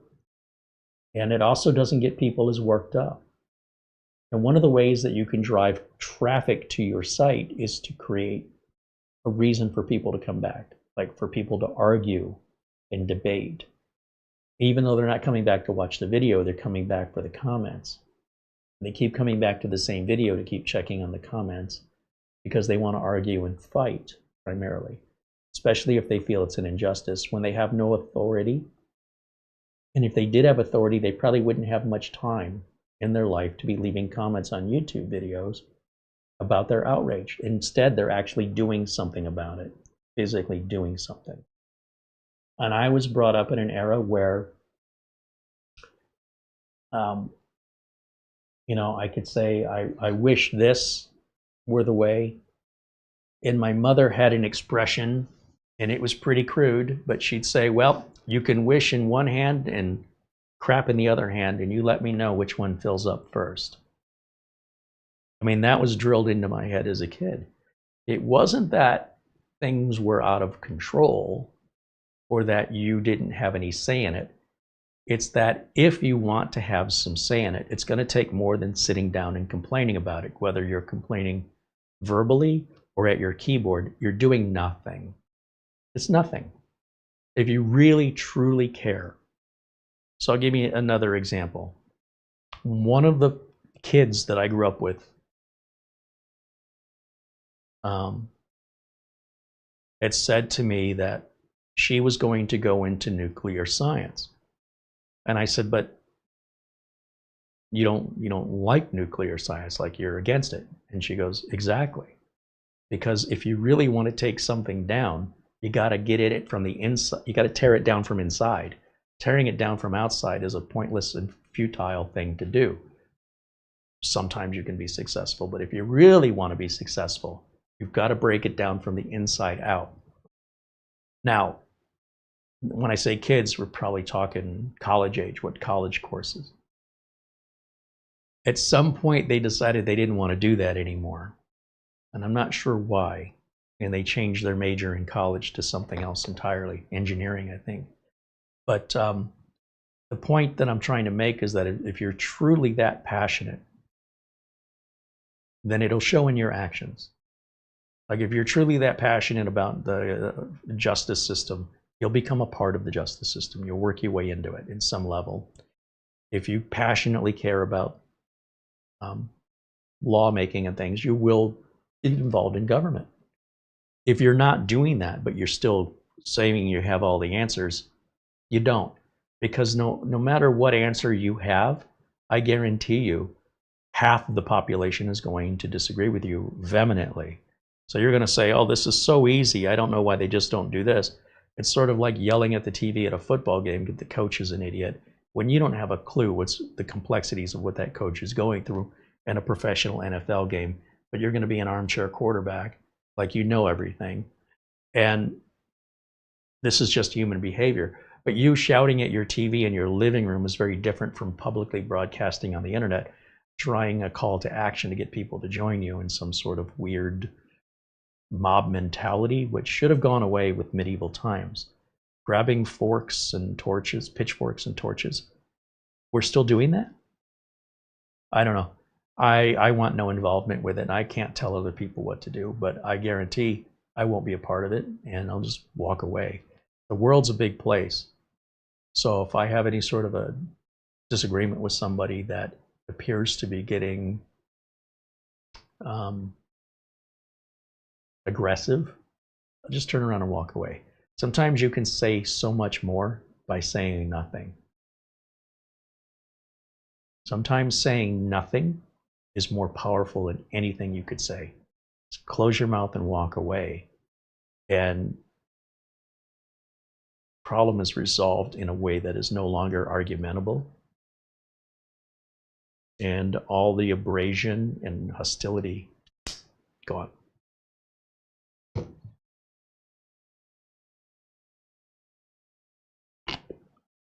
There's Rick Lakes joining us and says hello. Mark Liebowitz said, I've come to the conclusion that if half the world disagrees with me, I'm being too reserved. Well, it just seems to be, no matter what great idea you have, approximately half every other person will completely disagree. Whatever it is. That's the way things are. So you have a choice, right? That keep your head down and don't draw attention to yourself, and you'll probably get through life much easier than if you want to stand at a podium and shout and yell conspiracy theories and expose just your lack of any sort of authority in order to drum up numbers, in order to force authority onto others. If you try to enforce authority onto other people when you have no authority, I think it's fair to say you should expect resistance. So if that's a battle you want to fight, I'm not telling you not to. But for me personally, I'd much prefer more peace than chaos. I would prefer more control within rules, even though I don't necessarily get to set the rules. As long as the rules apply to everybody equally, it's not like it's just me, okay? And if everybody's okay with it, then I'm okay with it. And if enough people aren't okay with it, then we'll change those rules. And if it matters that much to me to change those rules, then I will pursue my career. But I can't do everything I want to do. I have to pick, I have to sacrifice. Do I want my career? Is this rule so unjust to me that I'm willing to give up everything else that's also important in my life just so I can pursue a career in the legal and lawmaking part of living to make this one change? And in order to do that, I have to give up everything else I want to do, potentially. You can't do it all. So at some point, it's like, well, what are you willing to sacrifice? And if the answer is there isn't really anything you're willing to sacrifice, then you really don't care. You have an idealism, but you're not actually going to act on it, in which case, who cares? Who cares? When someone's really motivated to do something about it, that they're willing to sacrifice other things they want to do because this is that important, then they'll do it. And it'll all be seen in what they do, not in what they say. That's all I'm trying to say. It's a pretty obvious thing. Once you learn to recognize it, most people just talk. They don't actually do anything as far as what they're talking about. This should be this way, or this should be that. What are they doing to make that happen? Nothing. They're just trying to get people to agree with them. Okay. I've learned you can just agree with people, even if you don't really agree with them. Just tell them what they want to hear, like you're some kind of AI bot, and it makes them happy and they go away. You don't have to do anything. Just like them. Just instead of being honest, just tell them, oh yeah, I agree, you're 100% right. Well, okay then. All right, well, have a nice day. You too. What a nice guy he was. And then just go about your day as you normally would without changing any of your thoughts or even necessarily agreeing with that person, just to give them what they want to hear. It's a bizarre world, man. It wasn't this way, to my knowledge, in the 80s and the 70s, but society changes, and I'm not going to change that. I can recognize it, and I can learn how to strategically apply what I'm observing in order to have a more chaos-free, peaceful life. Just a choice. You may choose differently.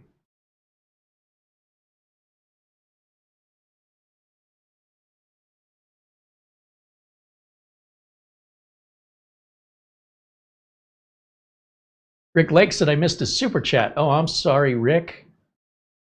Let me go back. Where can I find? There it is. Viewer activity. Rick Lakes with a $15 super chat says hello to everybody. Thank you, Rick. Appreciate your support and contribution. I hope you're doing well, my friend. Shamim Kajviras joins us from Sweden.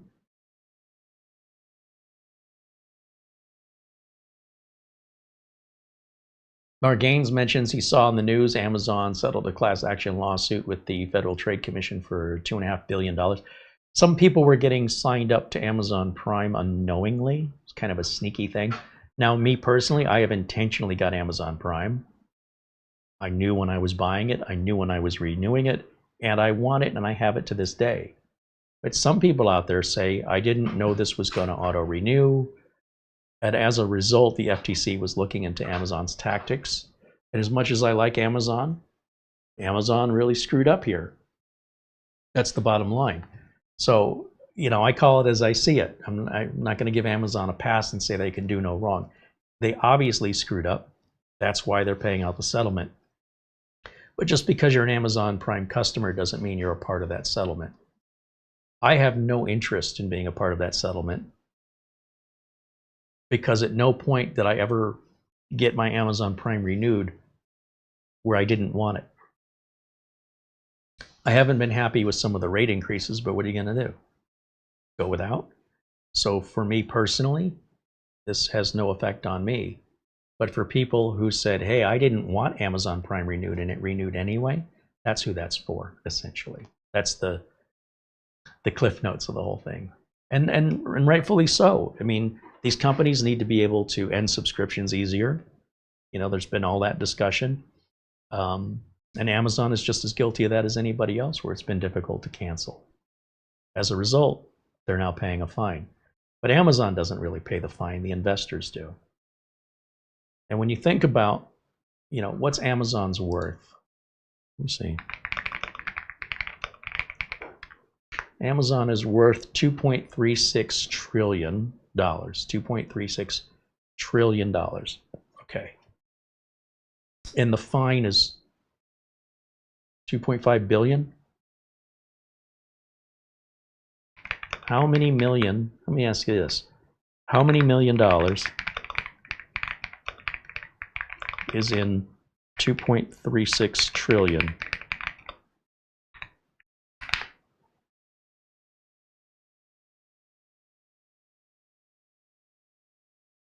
So $2,360,000 million. I want you to think about this number. So let's go how many billions? Let's go billions to billions here. If you sold every share of Amazon right now, just sold out entirely, what do you got there? I think this came from Peter. It's taken the box yet. Can I see it? Yeah. We have a package that arrived. There isn't like a note in there or anything. The way it was addressed. Did Buster send this to us? What does it say? Haunted portrait. Try me. Yeah, I gotta get.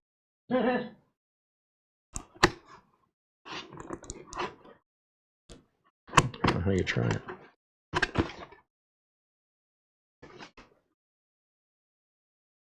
It should be used for decorative purposes only. So apparently, when you look at it at a certain angle or something, it shows one picture and flips to another picture. Oh, and it takes batteries. Well, this isn't anything we ordered. No, it's definitely up my alley, so. Oh, there's a button. I don't know. Let me look in the chat room.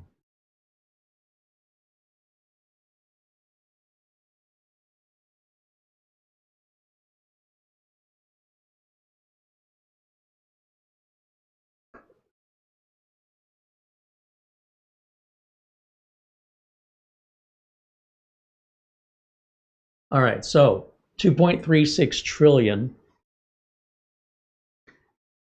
is equal to 2,360 billion. $2,360 billion. Okay. To give you some perspective, subtracting 2.5 billion from 2,360 billion leaves you with $2,357.5 billion. Would you even notice it was gone? It'd be like if you had $2,360 and I said, give me $2.50. Would you even miss $2.50? Like, these numbers are so astronomical that the entire worth of the company overshadows by far anything other than a speck on an accountant's worksheet for an expense that is really not that big of a deal. The numbers here are so big that punishment of 2.5 billion is pretty mild.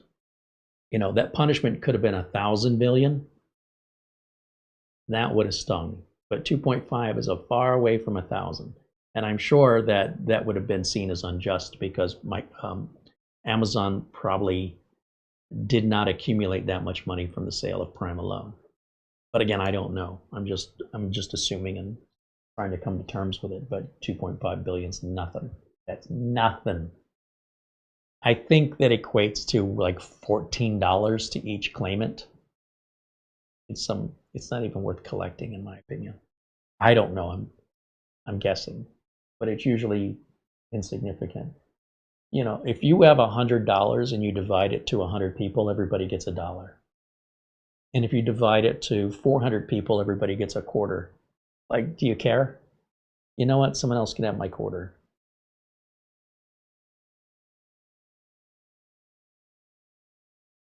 Hey, Mara? Oh, I see. Buster said, Mara, I'm glad you received the mirror. You will see me as I see myself in the mirror. Oh boy, I can't wait to see what this looks like. Well, I guess now we have to put batteries in it. Yeah. Thank you, Peter. Yeah, that's up Mara's alley all day.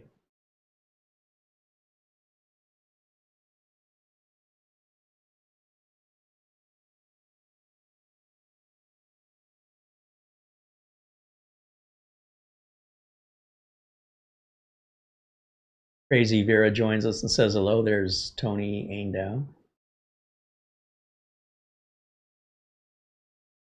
saying hello here. So anyway, you know, as I mentioned, the home users, there's a market for home users, right? But it's a teeny tiny little market compared to the market for business users. How many office chairs do you have in your house? If you're selling chairs, how many are you going to sell to a home versus how many are you going to sell to an office? If you're selling desks, monitors, computers, carpeting, how much carpet does your house take versus how much carpet does a multi-story tower like an office building use? So the scale of things between home users and businesses is very different. And when home users go online in particularly and they start vocalizing their feeling like, you know, hey, this thing's too expensive or this Windows spies on me, stop using it. That's all I can tell you. Stop using it. For the rest of us that go to work, we don't get the luxury of choosing which Windows version or operating system. Could be Linux, it could be an Apple system that that our employer is going to tell us this is what you have to use. You know, when you think about it, it's actually a benefit for you, because if you work as a mechanic, especially like at a dealership, you have to bring your own tools. The dealership doesn't provide you with the tools, and tools are expensive. So if you're going to work at the Porsche dealership, you need to have specialized Porsche training from a Porsche authorized training facility, which is really expensive. Then you need to provide all of your own tools. If there's any specialty tools required for certain models of Porsches to do certain jobs and you don't have it, I hope you can borrow it from somebody, because the dealer doesn't provide it to you. You're going to get paid a book rate, which is what the manufacturer has decided should be the average amount of time and labor involved in doing a repair, provided you have the right tools. If the manufacturer gets wind that there is a special tool that can cut that job time in half, then they're immediately cutting the time in half for everybody who doesn't have that tool, regardless if they have the tool or not. They should say this 3-hour job is now a 1.5-hour job if you have this tool. So therefore, in order to prevent somebody milking the system, and in order to avoid the manufacturer reimbursing warranty repair to being more money than was actually earned, they cut it down for everybody. And if it's going to take you 3 hours because you won't buy the tool, they're not paying you for that other hour and a half. So it'd be cheaper for you to just buy the tool. They're not telling you you have to, but you're paid the same regardless. If you were cutting hair, a lot of times the way a barbershop works is a stylist will rent a booth, and the stylist will bring their own clippers and their own sanitizers and their own hairspray and hair products. You're not going to take it from somebody else. Somebody else isn't paying for that. You have to go get your own customers, or maybe you can hope for a walk-in and you get the walk-in. They don't care. As long as you pay the rent for your booth every month, do what you want. Use the clippers you want, have as many clients as you want. At your booth, nobody else can use it. It belongs to you. You can personalize it, put your family photos up there, keep personal items, you keep your cell phone charger in the drawers. That is your booth, you rent it. When you get hired as an employee, you'll be given a station, right? Often a cubicle. That cubicle is part of your employment. The employer owns it, and when you leave, the cubicle stays, but you're not paying rent for the cubicle. But you kind of are, in the sense that they're dictating how much money you're going to make, right? If you're renting a booth as a barber, you can charge whatever you want for haircuts. They can't dictate your price. So there's pros and cons across the board, both sides of it. Depending on what your level of comfort and involvement is, you choose what's right for you. That's the beauty of it. And if something isn't right for you, if you don't like Windows becoming AI involved, you have other operating systems to choose from. But when you work for a living and you sit down at your cubicle with a computer, you will have no say about what that computer is, unless you're high enough up in the company that you make those decisions. And maybe if you work hard enough and you get promoted, you can attain that after years and years of hard work. And finally, become in that position where you can have a say in what those computers are. But it's going to take a sacrifice. And if you're not willing to make the sacrifice, you either put up or shut up, basically. It's like people saying, I hate McDonald's, and they still go to McDonald's. Well, if you hate it so much, why do you still go there? And they'll have an excuse. Well, I can't afford to eat anywhere. Oh, that's all nonsense. Total nonsense. And those are the people who go, oh, okay, I see, and just walk away, because they're allowing their emotional side to interfere with their actions. So they're saying, this is a terrible place, but I still shop there because no one else is cheaper, or it's close by. Well, make up your mind, pick a lane. And too many people these days, they want to play both sides of the fence, whatever is convenient for them in that moment. They have every right to do it, and you have every right to acknowledge it, to recognize it when you see it. And you're going to see so much of it here on YouTube in particular. There's so much of how terrible Windows is from people who use Windows. It's like me telling you how terrible a restaurant is, and I keep eating there. It must not be that bad.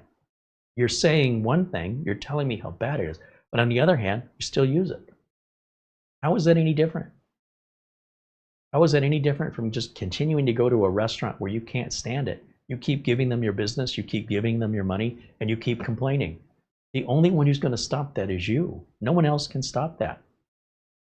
So either stop going there, or just acknowledge it must not be as bad as you say it is, because if it were, I guarantee you, if you meant what you said, you wouldn't be doing that. You wouldn't keep going back. So you're a liar. That means everything you've ever said now is all under question from my perspective. I can't believe anything you've ever said has any true meaning behind it. Because if you're willing to do that on something so mild, imagine something serious. And I can't trust people like that. I just go, okay, good for you. I'll tell them what they want to hear. And no sense trying to be reasonable with an unreasonable person. That wouldn't be a reasonable thing to spend your time on. See it for what it is, establish a value to it, and then treat it accordingly, just like they're doing. The only difference is you actually do it.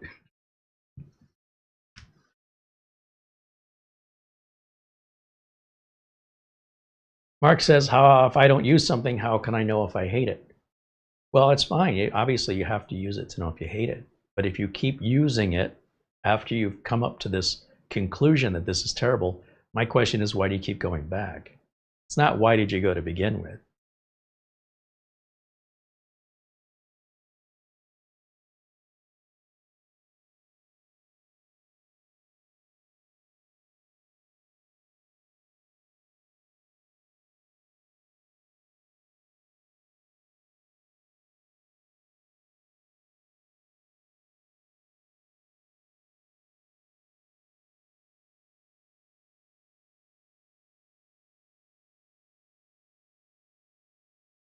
In the chat is that Tone Ram says, for how bloated Windows 11 is, I think it's bad. So I use Windows 10 and Windows 7. From what I'm hearing is you basically use DOS. You're like, for how bloated Windows is, I still use DOS 3.2. There gets to be a point where people don't realize how ridiculous and childish and immature they sound when they fail to recognize the security consequences of choosing an unsupported operating system. Now, Windows 10 is still supported, you're okay there, but Windows 7, if it's connected to the internet, it tells me you have a very, very large gap in understanding the security protocols at risk, and you're just gonna argue with me about it. So I'll just give it time, and when you have your data stolen or your identity stolen, or your whole hard drive is encrypted, no matter how smart you think you are, you will never be able to avoid it. As long as you insist on remaining insecure because you think being insecure is safer, it's like going out onto a battlefield with no clothes on, that you have invisible armor, and you truly believe it. Look how lightweight my invisible armor is. All that armor is so heavy and bloated. Yeah, but that armor stops bullets. No one's going to hit me with a bullet. I can go out there and I'll be invisible because I have a naked armor. It's lightweight, it keeps me faster, that way I can dodge stuff. There's such an unreasonable logic there. There's no sense in arguing with people. You just nod your head and, okay, you go right ahead. Use Windows 95. That's even lighter than Windows 7, less bloated. Windows 98, even less bloated. In fact, you could also buy a computer that can run Windows 98 a lot cheaper. Go for it. No one's stopping you. You're not breaking any laws. There's no law against making bad decisions. But do understand, when things happen to you that don't happen to other people, you know exactly who to blame. Give it time. People who don't do that are immune from that ever happening for those reasons. You're opening up an opportunity of exposure that you are neglecting to acknowledge. If you are connecting that computer to the internet, and your failure to acknowledge it doesn't mean it doesn't exist. And just because it hasn't happened to you yet, the more you keep insisting on it, the more likely it becomes every day. So give it time. One day, it'll all make sense to you. And sometimes we need to learn these things in our own way. And I allow people that freedom to say, yeah, it's probably a bad idea. Now, if you're not using the computer on the internet, it really doesn't matter what you use, right? You can use DOS and you can use Windows 95, no problem. The danger is in the internet. So if you stay away from the internet, you stay away from the problems. However, I don't know what people are doing with computers not connected to the internet. It definitely doesn't represent 98% of the population on the planet. So where are you going to find that 2%? On the internet. Someone explain that to me. All right, anyway, attitude is attitude and people are people. And, you know, they're going to do what they're going to do. And a lot of times the decision-making process occurs through experience. I've been very fortunate to have had lifetimes of multiple customers making bad decisions and calling me to handle the consequences for the last 34 years. Something that only happened once in somebody's life, and they have to call me to help them, you know, get out of the hole they dug themselves. You know how many times I've gotten that call in 34 years? Do you know how many lifetimes that, once in a lifetime events, you know how many once in a lifetime events that have happened to individuals that have kept me in business for 34 years? You're not immune. You're human. And the internet is the internet. So if you separate those two things, well, obviously those threats end. But it's something to keep in mind. It's not being better than anybody else. You drop your guard for 2 seconds, it's done. And everybody does. Just give it time.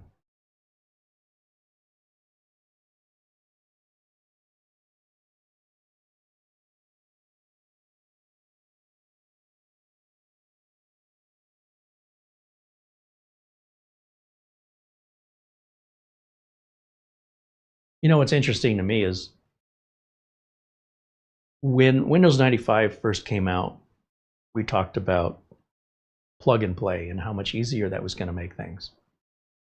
And it wasn't very good. A lot of things just didn't plug and play. They required plug and pray to get these things to work.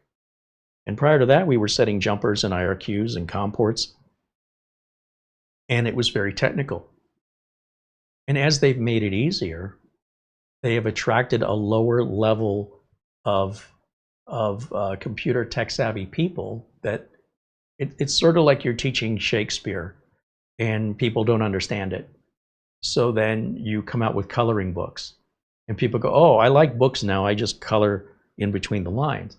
And you attract a lot more readers because you're reaching sort of a baseline of, there's no barrier to entry. Do you know how to use a crayon? Can you fill in the lines? Then you can also have a book.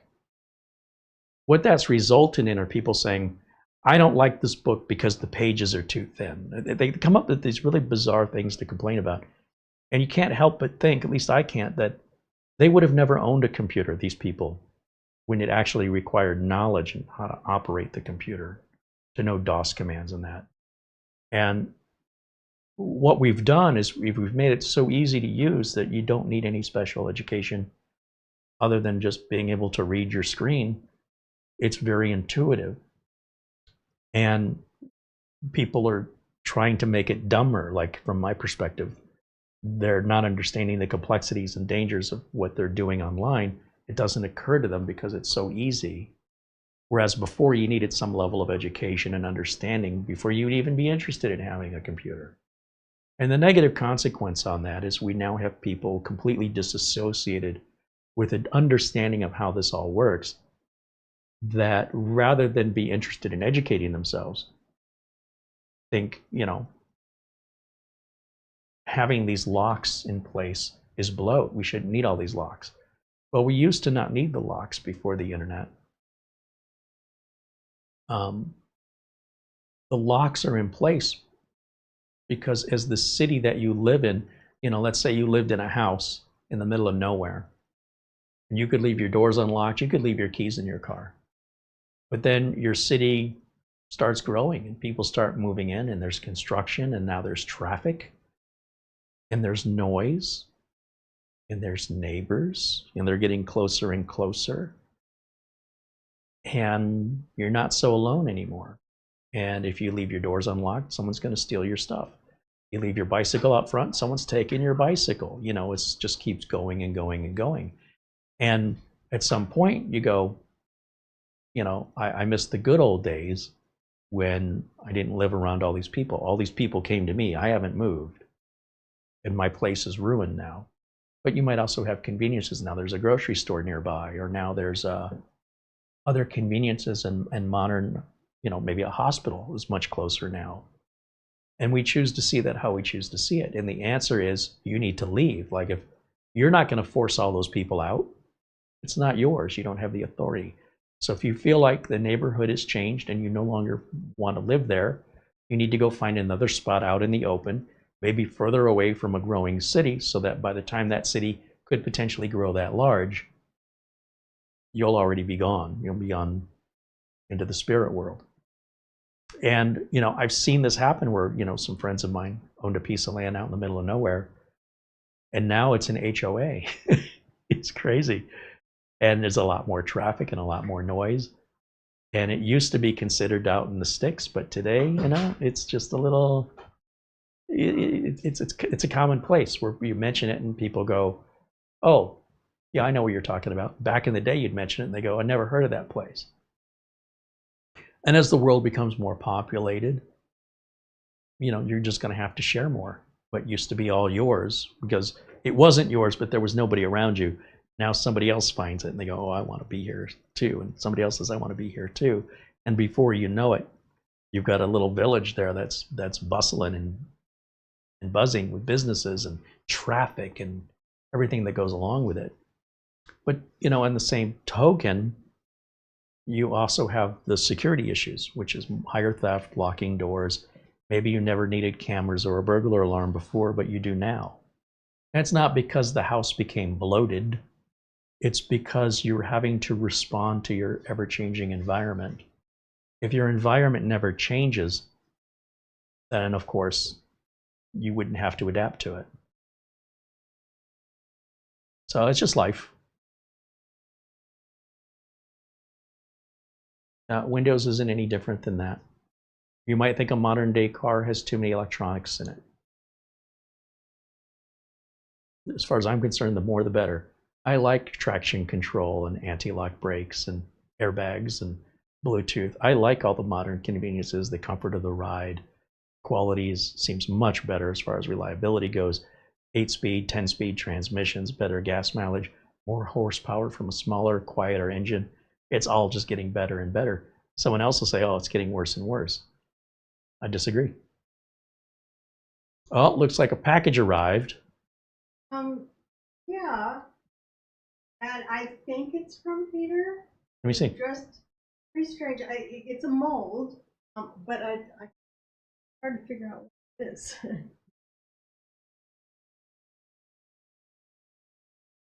Is it a dragon?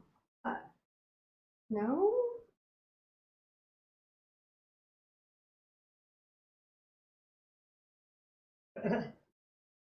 Anybody's guess? I mean, I'll definitely use it. There was just, this is all that was in the package. That was all that was in there. No explanation. No explanation. It looks like a crouching dragon. Is there a hidden tiger? Maybe. Well, I guess you're going to have to like put a little cookie or something in there and see what. But the way it feels though, although it might be silicone, I'm not so sure it will fill the oven. Oh, yeah, I don't know. I can make candy with it. I mean, it's got 4 feet and a face, and it looks like a spine and maybe a wing. Yeah. I think it's a dragon. Sure. Like a dragon's crouched down. Yeah. Okay. I'm all for it. If this was from you, Peter, thank you. It's all. Is it your birthday today? What's going on with these gifts? Right.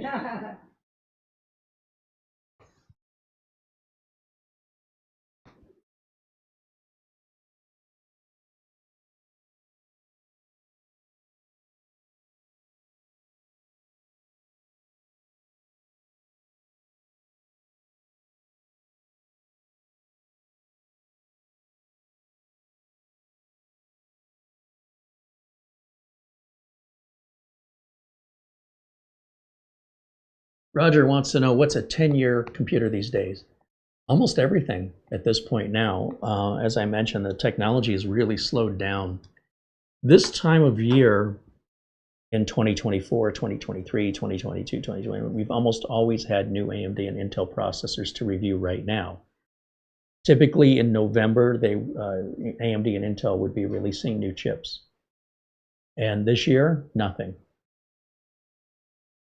So it does turn out that Intel is coming out with a new chip that's really just the old chip polished up, which is disappointing. So that's nothing to be excited about. Intel will be talking about that at the Consumer Electronics Show. That's the first week in January every year. And, you know, just kind of spit polishing the previous generation isn't really that exciting to me, but I guess it's something. AMD's working on things, but still nothing. Until that happens, there's really no new motherboards. RAM prices and solid state prices are up right now because a lot of the AI companies are hoarding them all, and graphics cards are back to being impossible to get. They were impossible to get during the whole cryptocurrency phase of things, the fad. And now there's a new fad of AI. And we are going to see some implosions where the AI companies, they grow so big they pop. Basically, they spend so much money and they hoard so much equipment, they don't have any more operational budget left, and they end up going out of business. And another AI company will buy them for pennies on the dollar to get the equipment. But in the meantime, as consumers trying to find reasonable prices on storage, memory, or GPUs is very difficult because you only want to buy one, and these companies are buying them by thousands and thousands. So they're going to grab them one before you get a chance to. That's probably a good reason. The fact that Microsoft is kind of stalled with Xbox. They can't seem to make up their mind. PlayStation keeps getting more expensive and isn't really offering anything new for gameplay. That the most exciting thing people have got going on right now is the Steam box. But then when you find out, you know, it may be selling for $1,000, well, there goes your enthusiasm. You know, where's my $500 console? The companies want to earn money. And if a company, if Steam comes out with a console, and Sony is stalling and Microsoft is stalling, then Steam knows they've got no competition and they can charge whatever they want. What else are you going to do? The only way Steam, in my opinion, wouldn't get away with selling a $1,000 box would be the gamers won't buy it. But when the gamers can't get GPUs and you can't get other consoles that aren't already 3 and 4 years old, if you want something, this is what's there, take it or leave it. And they can name whatever price they want. They don't care. So if you ever want to see that Steam box be priced at $500 or $600, you better hope PlayStation or Microsoft's going to come out with a console. Because if they don't, what motivation does Steam have to bring that price down? Nothing. So as a result, I can see a lot of consumers saying, you know what, it's too rich for my blood, I'm out. You know, fold the cards and walk away from the table because this game's getting too rich for me. It's what Las Vegas has done. Las Vegas has become a place for rich people. And as a result, a lot of other supporting businesses and things have all gone away. They're just gone now. They're not supported. If you just want to appeal to the handful of rich people, you're not going to get the buzz and energy that Las Vegas used to have, where everybody was treated equally regardless. And now it's become sort of a place for the elite, and there aren't as many elite. So you go there and it's empty and it doesn't feel the same anymore. All that energy's gone. Oh, and we have email. Thank you, Mark. And so we may be seeing this happening with Xbox. We may be seeing it happen with PlayStation. We'll wait and see. But you know, these companies play their cards close to their chest, if we go back to this whole poker table analogy. So they could be releasing something and they're just keeping it hush-hush. Or they may have abandoned it as being too expensive to maintain. And because people like to complain so much, there's not enough profit to put up with the people. Just focus on business and make a lot more money and don't deal with all of the public outcry that seems never ending for anybody making products today. Consumers are basically responsible for the companies choosing whether or not consumers have any value anymore. And in order to make it worthwhile, they're going to have to charge more. And then that'll give consumers one more thing to complain about.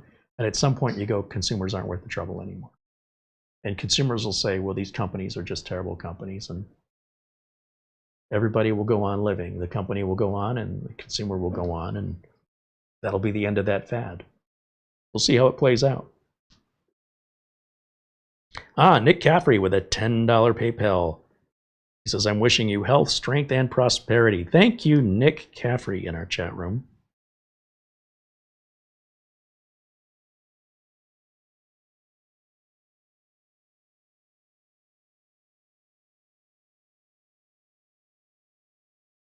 And he's mentioning some prices. Yeah, prices have doubled for RAM, primarily for RAM. But it's a fad. It'll, you know, we're just living in a society where we just, for whatever reason, people are choosing to pick. When you run out of a crisis, you pick another crisis. And I really wish for our society to take a few months off, you know, to just let it go. Let nothing that any of this complaining is, it's accomplishing nothing. People are getting worked up. They're in an emotional state where they're not getting a break.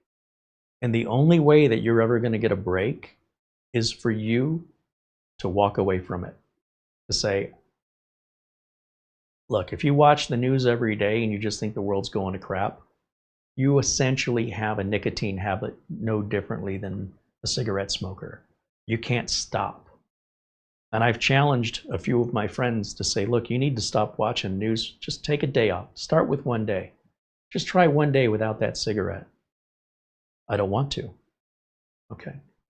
So while they're complaining about how terrible the world is, I have no idea what they're talking about because I'm not watching that news. So my mental state isn't as fractured and anxiety-ridden as theirs. And the news is going to keep doing this because that's how they keep you coming back. It's all got to be something to draw, to be compelling for you to watch it. Can't believe this happened. I can't believe that happened. And it's happening all over the world, but people act like it's happening in their own backyard, which it isn't. And I'm like, just take a day off, man. Just start with one day. Just promise yourself, I'm not watching any news today. Give yourself that reward. No one's going to give it to you. If you refuse to treat yourself mentally, then you will remain untreated. It's a choice. I mean, if you want to go through life that way, but I'm not sure how much time I want to spend around somebody that won't acknowledge, you know what, maybe I need to take a break. Please take a break. You know, it won't kill you. You might start feeling better about the world around you if you stop getting all this toxic information that is coming at you relentlessly. It will not stop. The only one who can stop it is you. When you feel like you've had enough, switch it off. I don't know what else to say. If you don't like the restaurant, stop eating there. If you don't like Windows, stop using. It's such an easy solution. But everybody wants control as though they have any sort of authority. It's like, what are you doing? Nobody's listening. And even if they listen and agree with you, it's not changing anything. So isn't there a better way that you can spend your time that's more rewarding, that's more constructive, or just makes you feel better? And to each their own. I just can't wrap my head around that mentality, and therefore I'm not going to have much in common with those people. So I'll walk away. It's fine. I feel bad for them. I feel bad that they're basically being untreated, but they're the only ones. Imagine you're locked in a cell, and the only one who has the key is you, and you refuse to use the key and let yourself out. I'm not going to stare at that self-torture. I can't idly stand by and watch it. So I'm going to walk away. We've had a conversation. I've made you aware. You are knowingly and willfully choosing to live that way. So I am now knowingly and willfully choosing to spend my time more constructively with other people. That's more rewarding for me and less emotionally draining.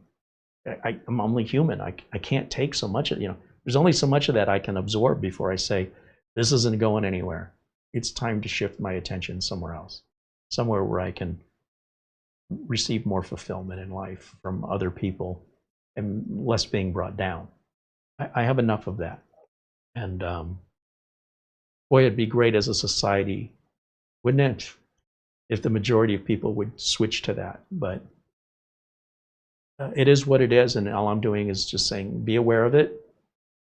If you're part of it, then be aware that you're being a part of it. And if you're okay with it, so be it. But set your expectations accordingly when it comes to fulfillment in life. If you keep doing the same old thing, you're just going to keep getting the same old result. So if you're not happy with things, it's time to make some changes. It starts with you. If you are happy with things, keep going. No change needed.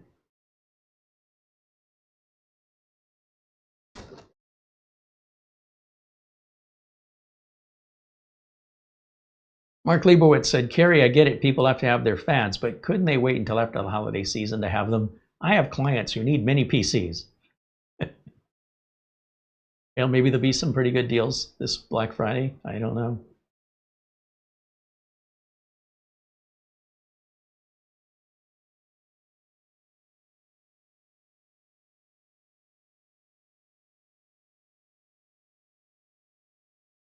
Morton Bob said, stop using Windows. Done and done. I think it's great. I wish everybody thought that way who has any issues with Windows. Crap or get off the pot. That's what I was always told when I was growing up. And, whether Morton Bob uses Windows or not, I don't know why he thinks anybody gives a rat's behind. You might as well tell me what you're having for dinner. Oh, I guess I'll sleep well at night now. Good for you. I was up all night last night wondering what operating system Morton Bob was using. Whatever it is you want to use, I don't care, and I don't really think anybody cares. So use what you use, and if you don't like it, switch to something else. That's all I'm trying to say. I honestly don't give a rat's behind. We're a Windows channel, so for anybody to come to a Windows channel and expect anything other than Windows content, nothing I can do about their fundamental misunderstanding of the whole title of my videos and what they're about. But that's what happens when we work with the general public, is it's all about me. Let me tell you what I'm doing. Well, maybe you should have a YouTube channel and have your own audience if you want to do that. But nonetheless, if you don't like what you're doing, change it. You don't need to let the world know, but if you want to, I guess. It would help if we knew who you were and why that mattered, but Ryan with a $1 Canadian super chat. Thank you, Ryan.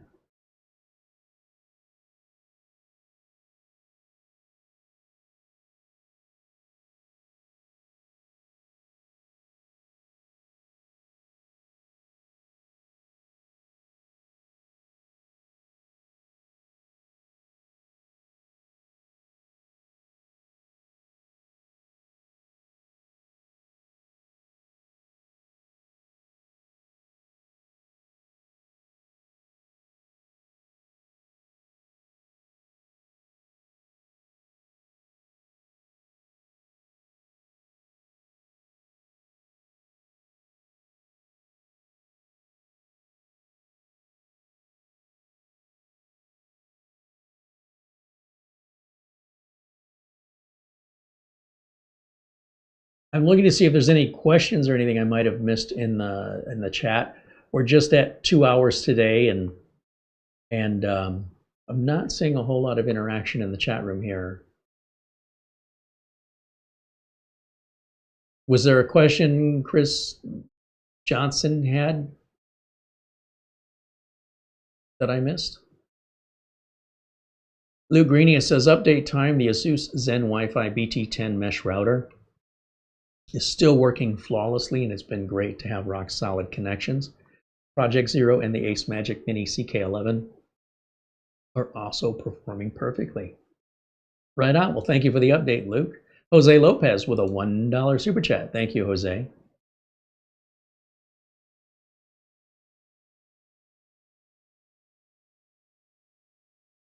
Matt says, for my MSI computer build, I need to learn how to save a copy of the drivers. Oh, just go to MSI's website for your motherboard and go to the drivers download and just download those drivers and save them. Chris Johnson said I had an internal issue with not being seen in chat that I addressed with Mara. Oh, okay. Well, I'm guessing it's fixed because I see you. Dustin Fuller says, great stream as always. Thank you, Dustin.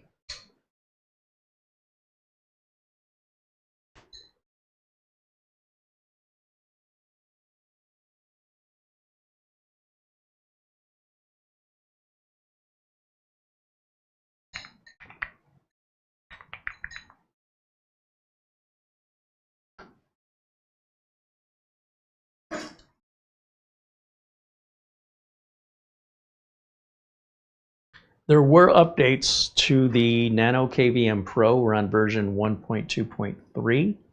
That seems to have fixed a lot of things. However, they're not done yet. I'm sure there's going to be more updates.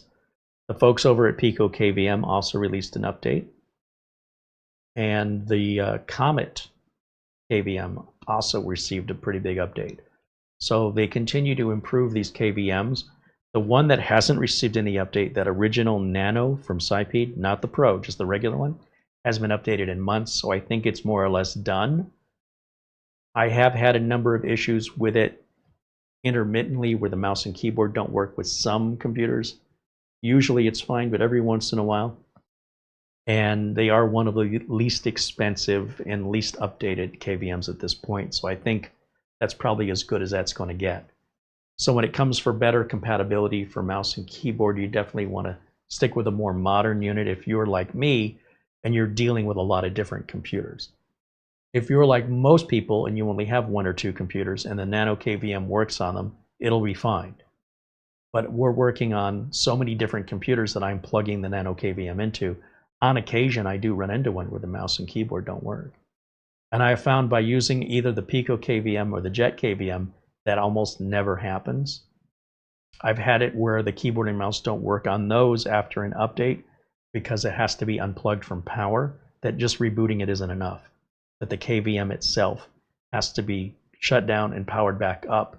And then that update seems to then take effect where it no longer interferes with keyboard or mouse ever again until potentially the next update. I'm not sure why, but it's not this weird intermittent issue that the Nano KVM seems to have. I'm hearing a lot of it with B-Link based computers, and if you're running into that issue, literally any other KVM other than Nano would probably work better for you. But if you want the cheapest one, you know, for $60, the Nano KVM can't be beat. And it's not as though I'm running into that issue all the time, but it's really frustrating when it happens. And I can tell you that for the most part, since I've had that Jet KVM here, I've been relying more on the Jet KVM as a quick go-to than any other. The Jet and the Pico. The Pico is a clone of the Jet, so they're kind of the same. The Jet's more polished than the Pico, but the Pico's still updating. Like I said, as long as you keep getting those app updates, there's always that promise for a better working KVM. And those app updates are free, but you have to, on the Pico KVM, you've got to go and get them yourself. It doesn't tell you. The Jet KVM will tell you, and you just click a button, and it's real easy. So from the consumer side, the Jet KVM is probably the better deal It's also easier to set up for remote access. On the other hand, if you're somebody that wants video loop out and you want to go on Wi-Fi, then you really only have one choice right now, which is the Nano KVM Pro. And the Comet Pro should be out next month, and we're supposed to be getting one, and we're probably 2 or 3 weeks out. And when we get it, we'll review it. But we're back to a generation one, or first generation of a second generation. Basically, the Comet is the first generation KVM. The Comet Pro is the second generation, but the software on it is first generation software that's going to need to be polished, and there's going to be updates. And you need to give these products a good year if you don't want to deal with any sort of hiccups. If you want a guaranteed, hey, this thing's going to work, it's well polished, and the odds are in your favor that you're not going to experience any compatibility issues, then you need to give it time to mature. On the other hand, if you're like me and you're like, hey, look, this thing, the benefits far outweigh the risks. It's inexpensive. I don't want another tariff or pandemic to prevent me to be able to get one for some reason. So I'm going to get one now while I can.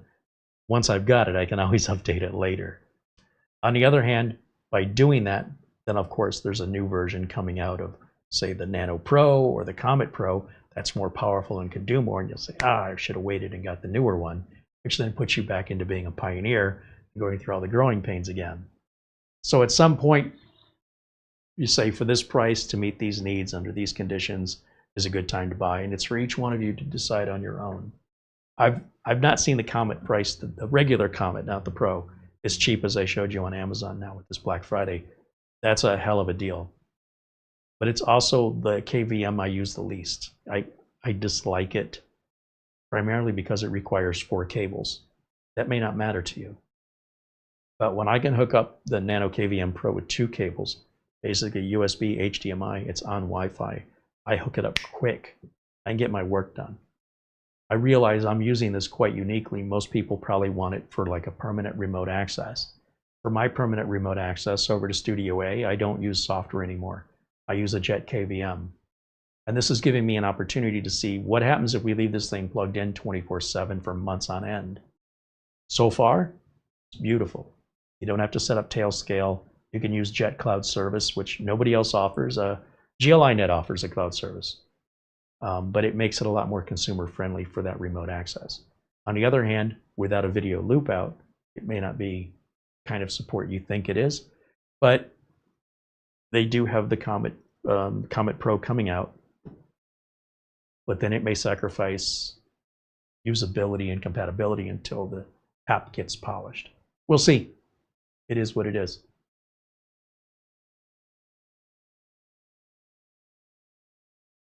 Andy says that Nano KVM Pro is cool beans. Well, it's definitely the hottest KVM. I wouldn't call it cool. But no, it does. It seems to work really well now with version 1.2.3.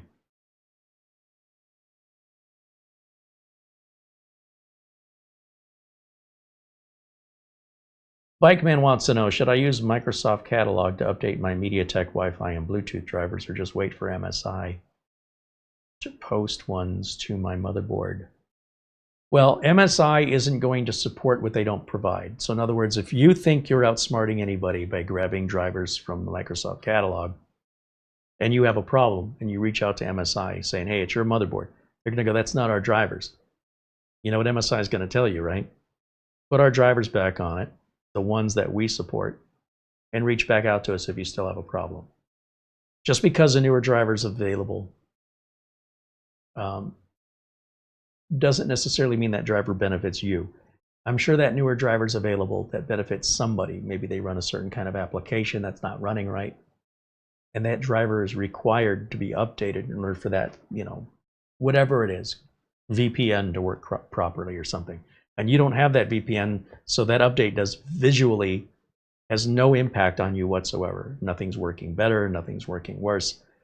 Just because it's a newer driver, unless if Windows Update offers you a newer driver, I would take it. But you have to understand that there could be consequences from that. If you're not having any problems with any of your hardware, I would suggest you leave the drivers alone. The only one that I would say I would look at differently, and this is only for gamers, is when it comes to video drivers. So if you're a gamer, having those latest video drivers is crucial. Other than, Wi-Fi drivers and stuff like that, you're probably wasting your time. If I were you, I would just not try and solve problems you don't have, because that's the first way you're going to get a problem. If you download the drivers from the manufacturer's website, those are the drivers the manufacturer recommends. If you choose to go outside the manufacturer recommendation, any consequences are now your responsibility and no longer their responsibility. So the first thing they're going to tell you is, put our drivers back on.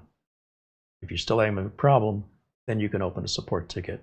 But because you just did something we did not advise you to do that caused you to have a problem you would not have had, we're not going to spend our employees' money and our company's time helping you to dig yourself out of a hole that no one asked you to dig, and now you're stuck and need help. They're going to charge money for that. So my advice for you would be, only use the manufacturer-supported drivers unless we're talking about a video graphics and we're talking about gaming. If you're not gaming,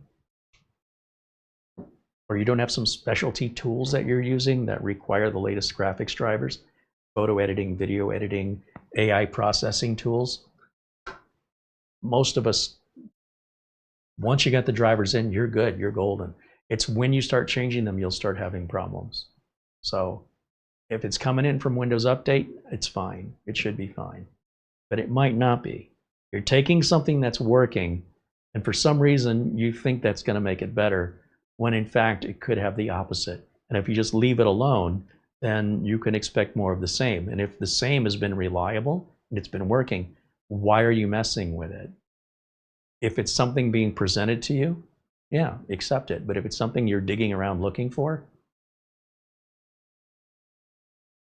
I don't know what to tell you. You're just looking for problems, and I can't condone that. I'm not going to tell you not to, but if you're just going to keep digging, looking for problems, and then keep asking for help, the best help I can give you is to say, stop digging. Stop looking for problems that you don't want to find, and enjoy your computer. Use it. And if you're having a problem with your computer, you're trying to use your computer and something's not working, then I can help you. But if all you're doing is looking for ways to modify the computer, but none of that is actually using the computer, and it affects basic functionality that prior was having no problems, the best advice I can give you is to tell you to stop that behavior, stop modifying it, and start using the computer for what it was designed to do. When it's not doing something it's designed to do, ask for help and we can help you. But just constantly messing with it, it's like somebody keeps tuning their engine, but they never drive the car. And then when you actually get in the car, the thing doesn't move right. It's got no power, no performance. The gas mileage is terrible. What did you do to the car? I made it better. I put new spark plugs in. Why'd you put new spark plugs in it? Well, these are better ones. Well, what was wrong with the old ones? I don't know. Well, if you'd have left it alone, it'd be running fine. You wouldn't have spent the time. You wouldn't have spent the money. And now we don't have to go through diagnosis. So if you want to do that, I'm not telling you not to, but I am saying there's only so much help I can give somebody before they start, they're creating a pattern where it's like, look, if I rescue a horse from the water, and the minute I let the horse go, it jumps back in the water and it's drowning, and I pull it back out of the water again, and then the horse runs back. At some point I'm going to be like, this horse is trying to kill itself, and apparently I'm interfering with it. It wants to drown. So I'm going to stop wasting my time. It's like a beached whale. These people get all this effort to get this whale right back into the water, and it turns around and it beaches itself again. Holy cow, like this whale wants to die. At some point, we accept that. After a few attempts, it becomes clear that no matter what we do, it's got its own decision it's made, and we may not like it, but it is what it is. So I wouldn't worry too much about stuff like that if I were you. And unless you're having, an issue you're trying to resolve, you're ultimately creating issues that you wouldn't have had by trying to make something better that wasn't having any problems. Like, I don't get people calling me for service saying, there's nothing wrong with my computer. Can you come over here and make it better? I need to understand what is the thing you want better. Is it not fast enough? Something's taking too long. In most cases, these problems are solved by buying new parts. They're not solved, in most cases, by downloading new drivers. Sometimes, but not usually. Usually it's like, well, we need a faster processor. We need a faster network. We need more RAM. We need more storage or faster storage. If the answer is just a click and a keyboard, it's probably not that big of a deal to begin with. When we're talking about problems that people are worth, spending money on, like, hey, I need a service call, this is bad. That tells me they're willing to spend some money. This is a serious problem. Versus, I'm just bored and I'm looking for new drivers. That's creating problems. That's the exact opposite. And I would advise against it, because unless you're of a technical mindset that you know enough how to get yourself out of the hole you're digging, you probably shouldn't be digging it, because it'll end up costing you money. Sooner or later, you're going to get yourself in a hole where no one's going to be able to help you without some financial part coming from you. So if you've got that kind of money that you're willing to spend to undo damages that you've caused, knock yourself out. But if the idea is you're trying to save money and get the most out of your money, I'd say use the computer. Just use it. And if you have any problems while using it, we're here to help.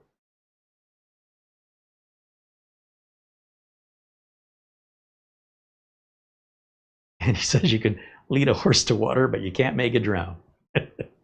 And nor would I want to.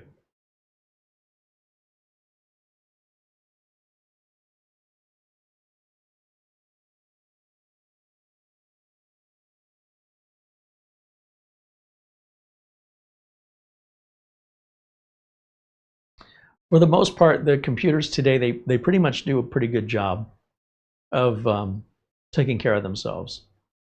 For the most part, especially compared to years past. So all of this micromanagement that I still see people doing to Windows is completely unnecessary today. And just getting them to try and stop this behavior, to explain it's no longer necessary. If you want to use computers from 10 years ago or 15, 20 years ago, then I would be right behind you with this stuff, but not today. Today, the system pretty much takes care of itself because it has to. We can't rely on consumers to make the right decisions when it comes to the technical stuff. So that's all been automated. And if you just allow that automation, you're probably going to be fine, just like the majority of customers that own computers around the world, or consumers.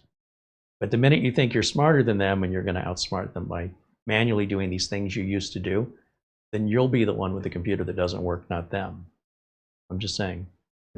So I would just leave it be. And again, if there's a problem that you're having, explain to us what the issue is, and we'll be happy to help you. But most people who just let the machine do the updates it wants to do, and they don't go looking for problems, generally don't have problems, generally. And when they do have a problem, it's a legitimate, like, real corrupt file, or something's wrong. They didn't cause it necessarily. And it's a choice, right? But the choice is really, is this something I'm willing to pay for? So if it's a big enough problem that you're willing to pay to have it fixed, then it's a big enough problem. But if it's a problem that you've created for no apparent reason, that you're not willing to pay anybody to fix for you, then it never really was a problem to begin with. And that may be just the way that you're teaching yourself, but this is part of the learning process, which means when you dig yourself into those holes, you're going to find yourself on your own when it comes to figuring out how to fix it, which is what you were after anyway, right? That's what you wanted to do, to learn. As long as other people are pulling you out of the holes, you're not learning anything. So it's okay, if you want to do that. I would just be prepared for those consequences and don't be surprised by them. But most people don't suffer those consequences because most people aren't doing what you're doing. We used to. We don't do that anymore. But you still can. Just don't know why you'd want to do that to yourself. But my understanding isn't required.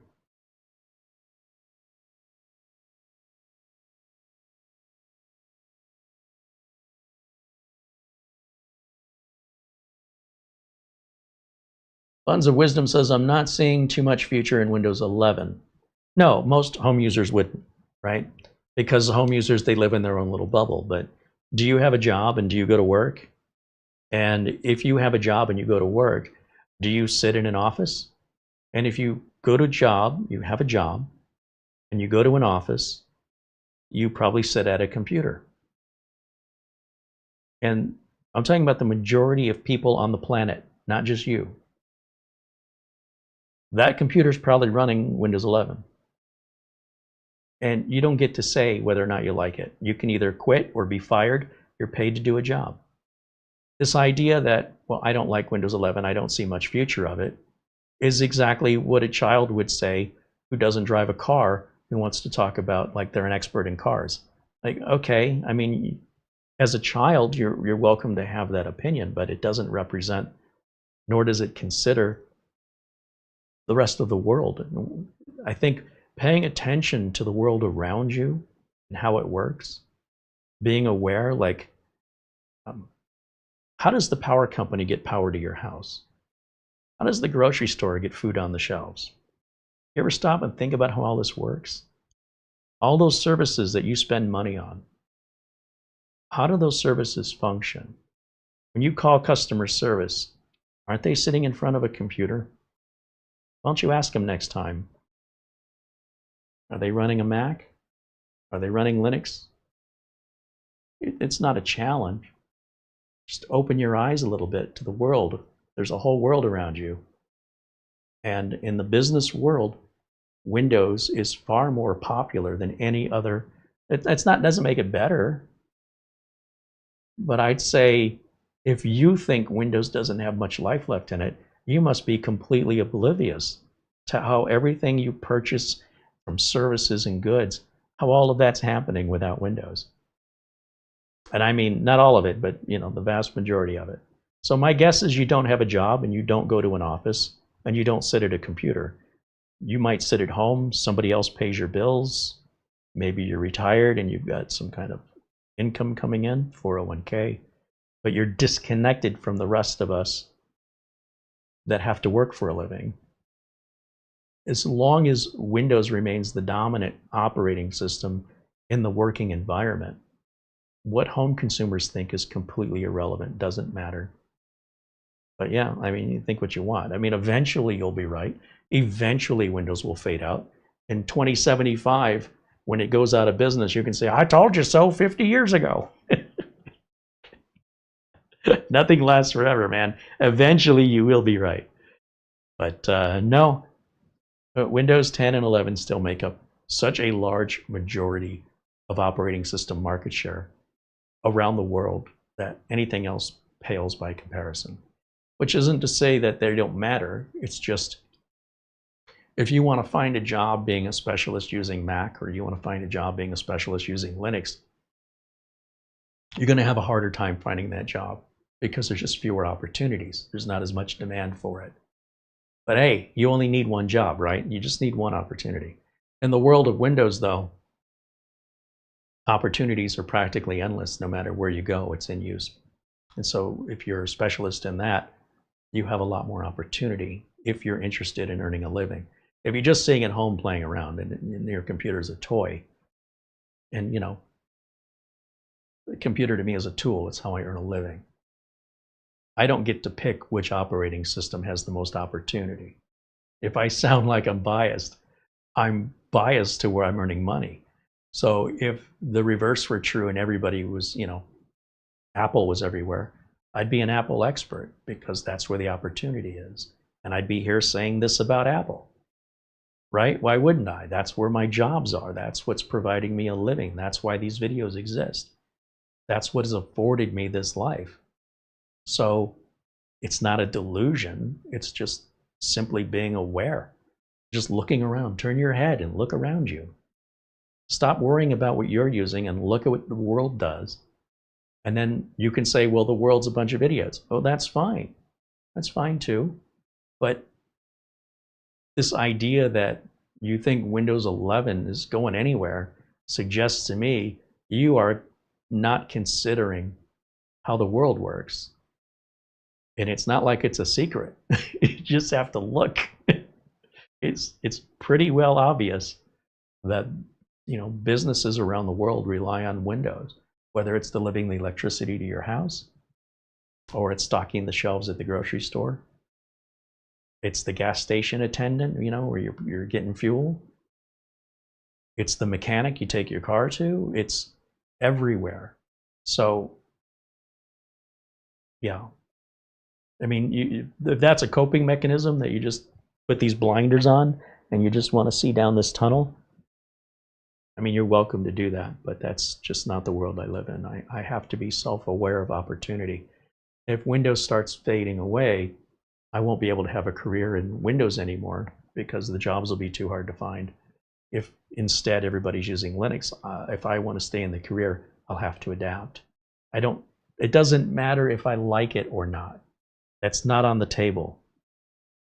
It's a question of whether or not I want to pay my bills and what I'm willing to do to get those bills paid. And I don't want to work that hard to try and find Linux machines to work on or to find Mac machines to work on. It's way too much work to find that work when there's Windows machines everywhere. And I don't think that's going to change anytime soon. And it doesn't matter what I think, and it doesn't matter if I like it or dislike it. The question is how I choose to respond to it in order to survive. It's not a toy, and it's not a game. It's not a luxury. It's not a hobby. Without my income, I'm homeless. So the way I look at it is very different from the way most home users see it. But I want to say that I think the way I'm looking at it represents everybody who has a job and relies on an income. If you have another source of income that doesn't require you working, then you're going to have a very different perspective of priorities than I do.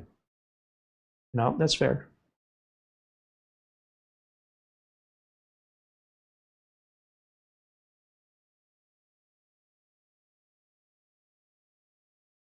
David Graham says, I no longer see Windows as a number. I see it as an operating system that works great for me, and I look forward to all the new stuff in the future. Yeah, but you don't see people crying that out loud very often, do you? But yeah, it's a very realistic way to look at it. Other operating systems can be too limited, too restrictive, too expensive, or too difficult to use. Like if you want to run Linux, you better hope the software you need runs on that version of Linux. It's not like all Linuxes all run the same software. So if you have a piece of accounting software, that accounting software may require, I don't know, let's say Debian. But now you have a piece of software that you want for image editing or video editing, and that software may require a different version of Linux. It's not like Windows. Linux is a very fractionalized operating system, which is really intended for the technically minded to know which of the flavors or variants have the features they want. And, well, the basic Linux commands will flow across all of them. They don't all work equally the same. As a result, there's a large learning curve here. And it may be worth it to you as an individual to spend that time and effort to learn all of this, but most people can't be bothered. Windows is the coloring book to a library with Shakespeare. And the vast majority of the population are going to pick that coloring book. It doesn't mean it's superior literature. It just means that's what the masses want, that's what's selling, and that's what's making money. That's it. It's not good or bad. It just is. And you can pish-posh all you want about how terrible it is, but it's not having any effect or impact on the reality that people continue to choose that coloring book because it's easy and it's fun and it's less frustrating and more easily available at a cheaper price than, let's say, in this example, buying Shakespeare and then having to learn to transcribe it and understand it. But then you've got people that prefer Shakespeare, but they don't make the population. They're not the bulk of the population. Population wants cheap and simple. That's what they want. If you don't give them what they want, you're not going to make any money, or you're not going to make as much money. So it only makes business sense to try and keep things simple and affordable in order to generate as much sales as possible. People aren't using Windows because it's better in the way that you think it's better. They're using Windows because they can. People don't use Linux because they can't. People don't use Apple because they can't. They can't afford it. Or it doesn't run the software they need. Linux, they can't learn it. And this is a mental state. It's not that they're physically incapable of learning it. They've convinced themselves they're not that interested. They don't care enough about it. It's a computer. All computers are the same. They don't care. That is the bulk of the population.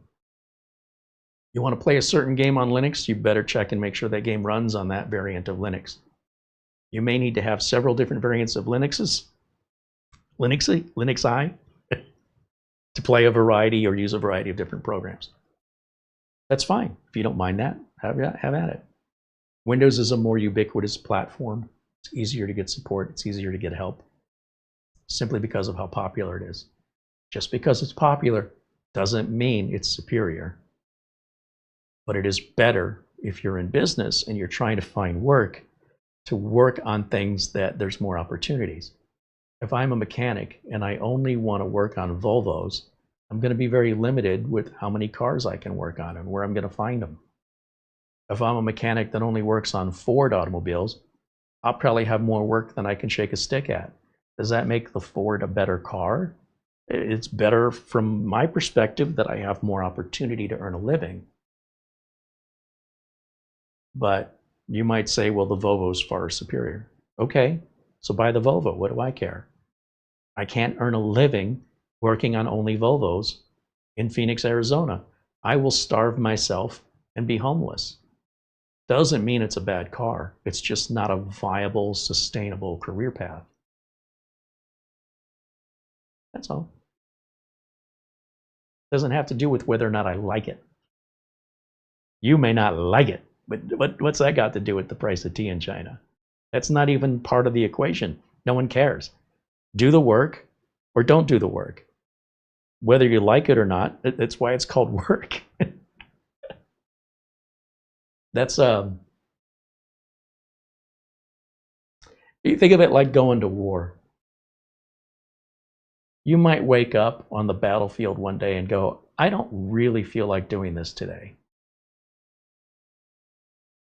I wasn't aware you had a choice. Do you want to stay alive? Do you want to survive? It doesn't really matter how you feel about it. You need to put yourself in action, or you need to give up and just say, I've had enough and I'm done with life. But if you're on that battlefield, I got a feeling your mood doesn't really matter. Your survival instinct will kick in. And all you'll be thinking about is, how do I stay alive? When you've reached a point of comfort in your life that you can now choose your emotional state as a decision, life's pretty good for you, right? When you choose to like something or dislike something, that is a convenience of luxury. It'd be like your car ran out of gas and people are helping you push your car. And there's a gas station and they go, let's go to that gas station. You're like, no, they don't have the brand I use. You don't get that.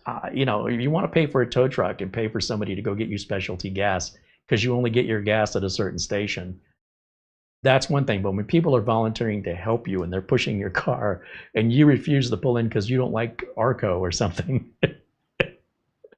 that is a luxury you don't have, my friend. Not in that circumstance.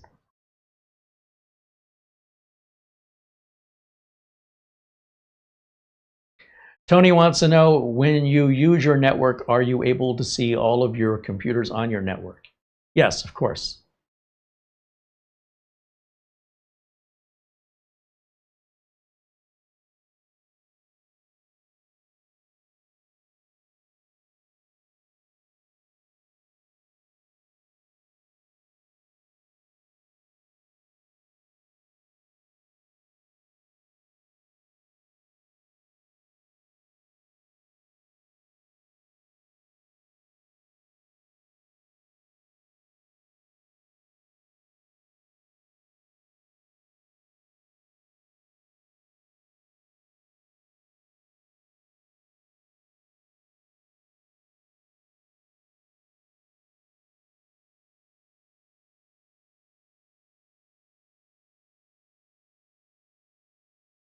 Leadman70 says, I was updating a friend's laptop and I had a strange problem I've never seen before.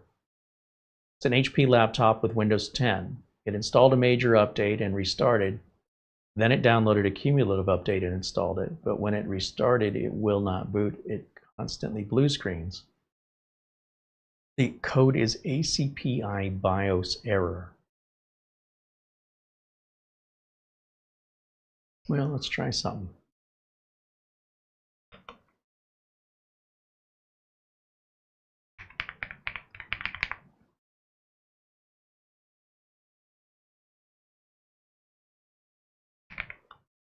Okay, we have an HP 17-G12 1WM Windows 10 blue screen ACPI BIOS error.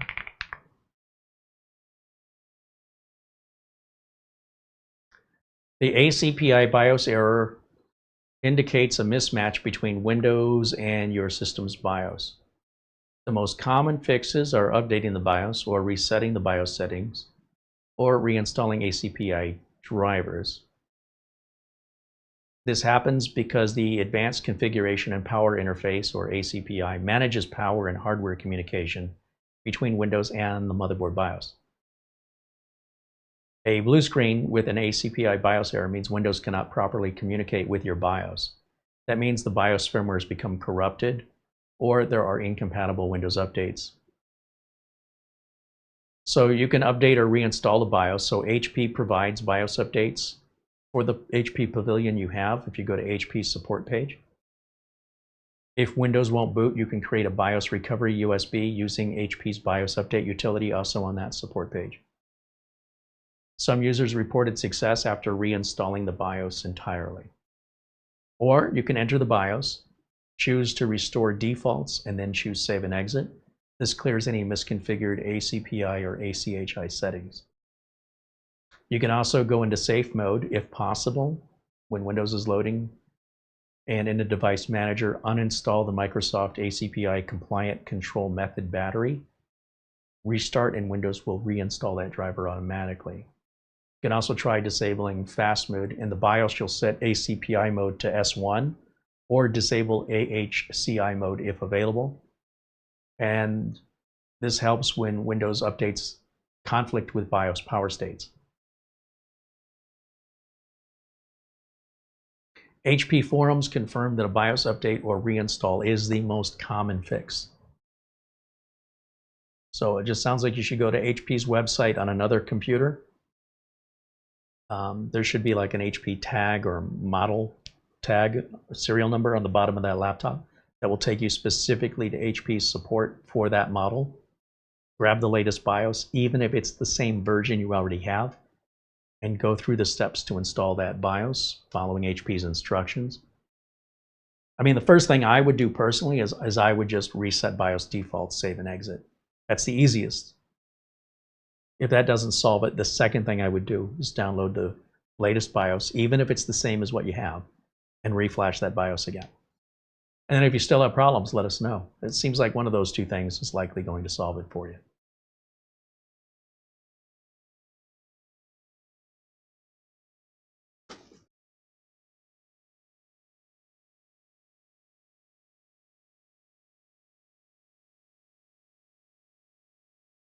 Tony Ando says, asking about if I can see all the computers on the network because I have a PC I cannot see over my network and I've checked settings, but I still cannot see it. So when it comes to networking, depending on what you're networking, is it Windows 10? Is it Windows 11? Is it something else? A couple of things that can affect networking is out-of-date network card drivers, a bad network cable, or a bad port on a switch or a router, or a switch or a router that needs to be unplugged and plugged back in again. But also the actual configuration of the machine itself sometimes can cause this kind of thing. Like if you've followed any online instructions to shut off any Windows services for better performance, you likely shut down the ability to use your network. This is a very common thing that end users do to themselves by manipulating things they shouldn't have changed, and now they're suffering consequences because they made those changes. So if you've not done any of that, if you've not run any of these system utilities that claim to improve performance, that do so by shutting down services, then likely, something as simple as a network card driver being updated is what you need. Plugging into a different port on the back of a switch or a router, or using a different cable. And then, of course, double checking the settings depending on if it's Windows 10 or 11. A lot of variables there based on the vagueness of your question. My answer is pretty complex, involving each little detail of every step being omitted, because quite frankly, without more information, I can't guide you any more specifically than that.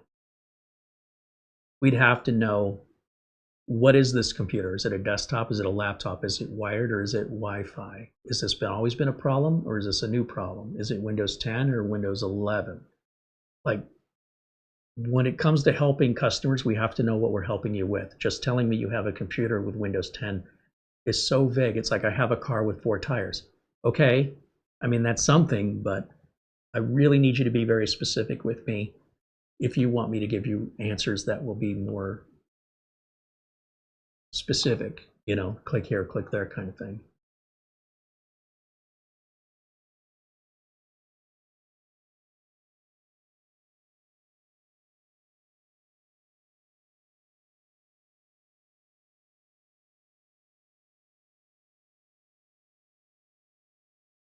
So again, make and model, is it something you built yourself? Has it always been a problem? Is it a new problem? When did the problem start?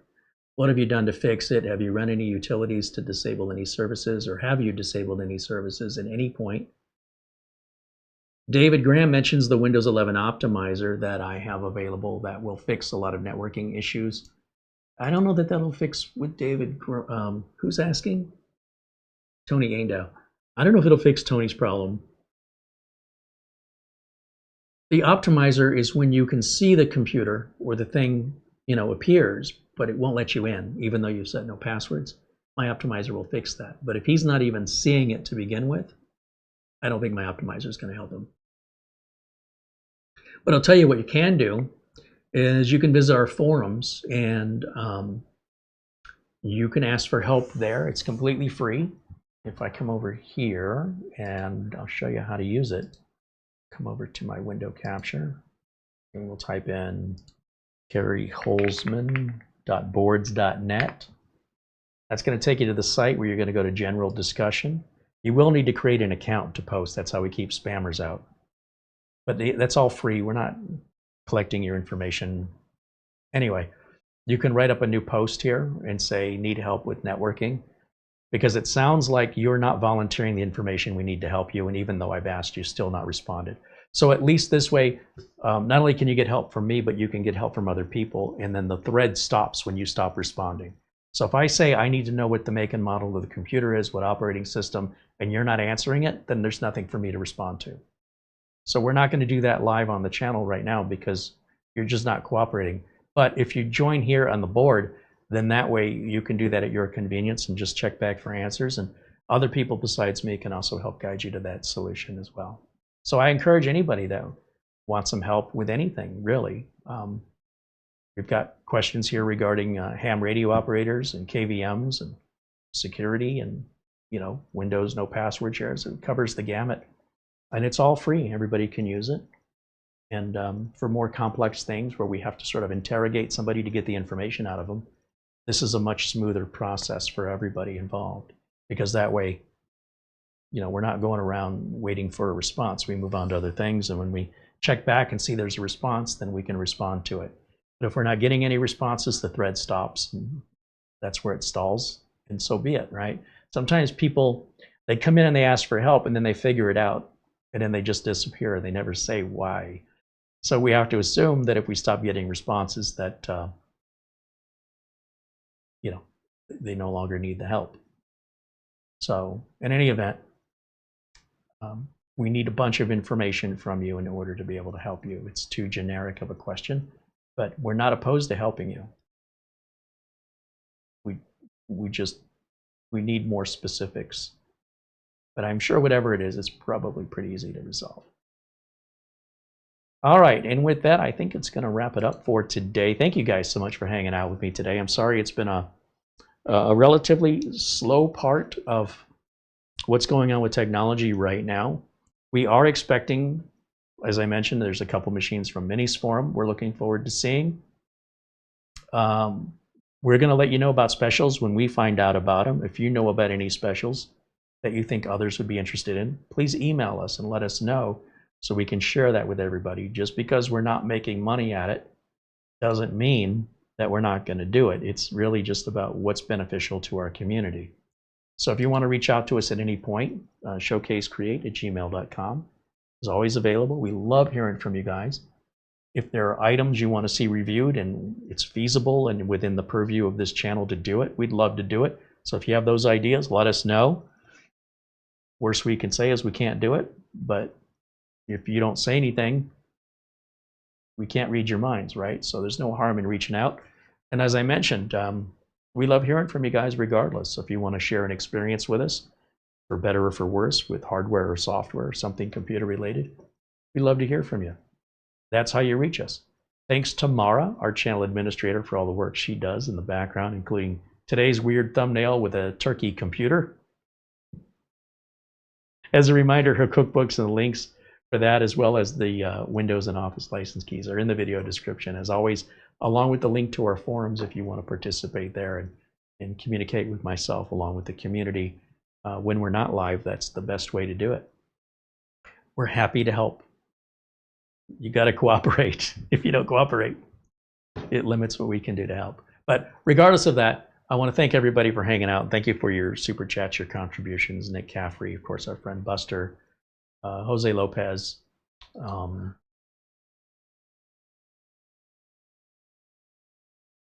David Graham with a $2 super chat, Ryan, and of course our friend Rick Lakes. Thank you guys for supporting the channel. All of our members, you know, we wouldn't have this channel without our members at this point. The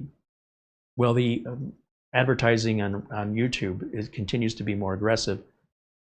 It's worth less and less. The more aggressive the ads are, the less they pay. That's the downside of it. So while it's inconvenient for people who see a lot of ads, it's inconvenient for me too, because all those ads you're watching might add up to give me a penny, maybe. It used to be one ad could be 10 pennies. It's not anymore. So it's annoying for you, it's annoying for me. But if you're a member here, that means that we don't have to rely so much on ads, especially like members only videos don't have ads at all. So when you get tired of that and you want to support us, if you're not already, that's where the money's going, is so we can remain independent and away from that system. But as long as we make public videos for free, then even if it's only a penny after playing 10 ads, then that's the only penny we get from those free viewers. And without that, it means at that point it's costing us money. And we're just going to be out of money if we keep doing it. So I can't thank our supporters enough. It's because of the supporters that this video today exists. As you can see, we have no sponsorship, we have no product to review, and in most cases, when we do things like that, they're typically members only videos to do this kind of interaction. So if you like interacting with me and you like interacting, you know, with somebody in the industry who's not just an enthusiast, and you want an honest, unbiased opinion, where you know for a fact I'm not getting paid from anybody to have an opinion where I'm worried about consequences of being honest. I'm going to be honest because there are no consequences other than, this is the only potential consequence I have, is my honesty is unpopular with the viewers where they don't want to support the channel anymore. And if that's the case, I'll take it as a sign that, you know, I've had a good run. But so long as we have our supporters and our members continuing to support us here, then we continue to make ad-free members-only videos specifically for them, and we can continue to independently buy products to review. Just there's no products out there to buy right now. We're waiting on delivery of a Comet Pro. We're waiting on a delivery of an Orico NAS. We've been waiting for months. Hasn't been shipped yet. And there's been nothing really new. So again, we're looking for some ideas that were feasible for the channel that fall into the categories that we cover here. If you got some ideas, we'd love to hear from you. And anyway, I hope you enjoy the rest of your Friday. I hope you have a great weekend. We're looking at some more rain here in Phoenix. It's cloudy and dreary and like 68 degrees Fahrenheit. I love it, and I'm going to cherish it because it's going to be dry and warm. Within 2 or 3 months, we're going to be back up to 80, 90 degrees. So this is the time where it starts. I really, really appreciate the weather right now. We only get a few months, 2, 3 months of this. So in any event, stay safe, stay warm, and we'll look forward to seeing you on Sunday. Again, I don't have anything on the schedule for Sunday. I'm hoping something will happen between now and then, but I'm keeping the schedule regardless. And thanks to the members for me being able to do that. That's going to wrap it up for me for today. We'll look forward to seeing you all. I hope you'll be back and join me on Sunday at 1 o'clock Phoenix time. That's 12 p.m. Pacific, 3 p.m. Eastern. Until then, bye for now.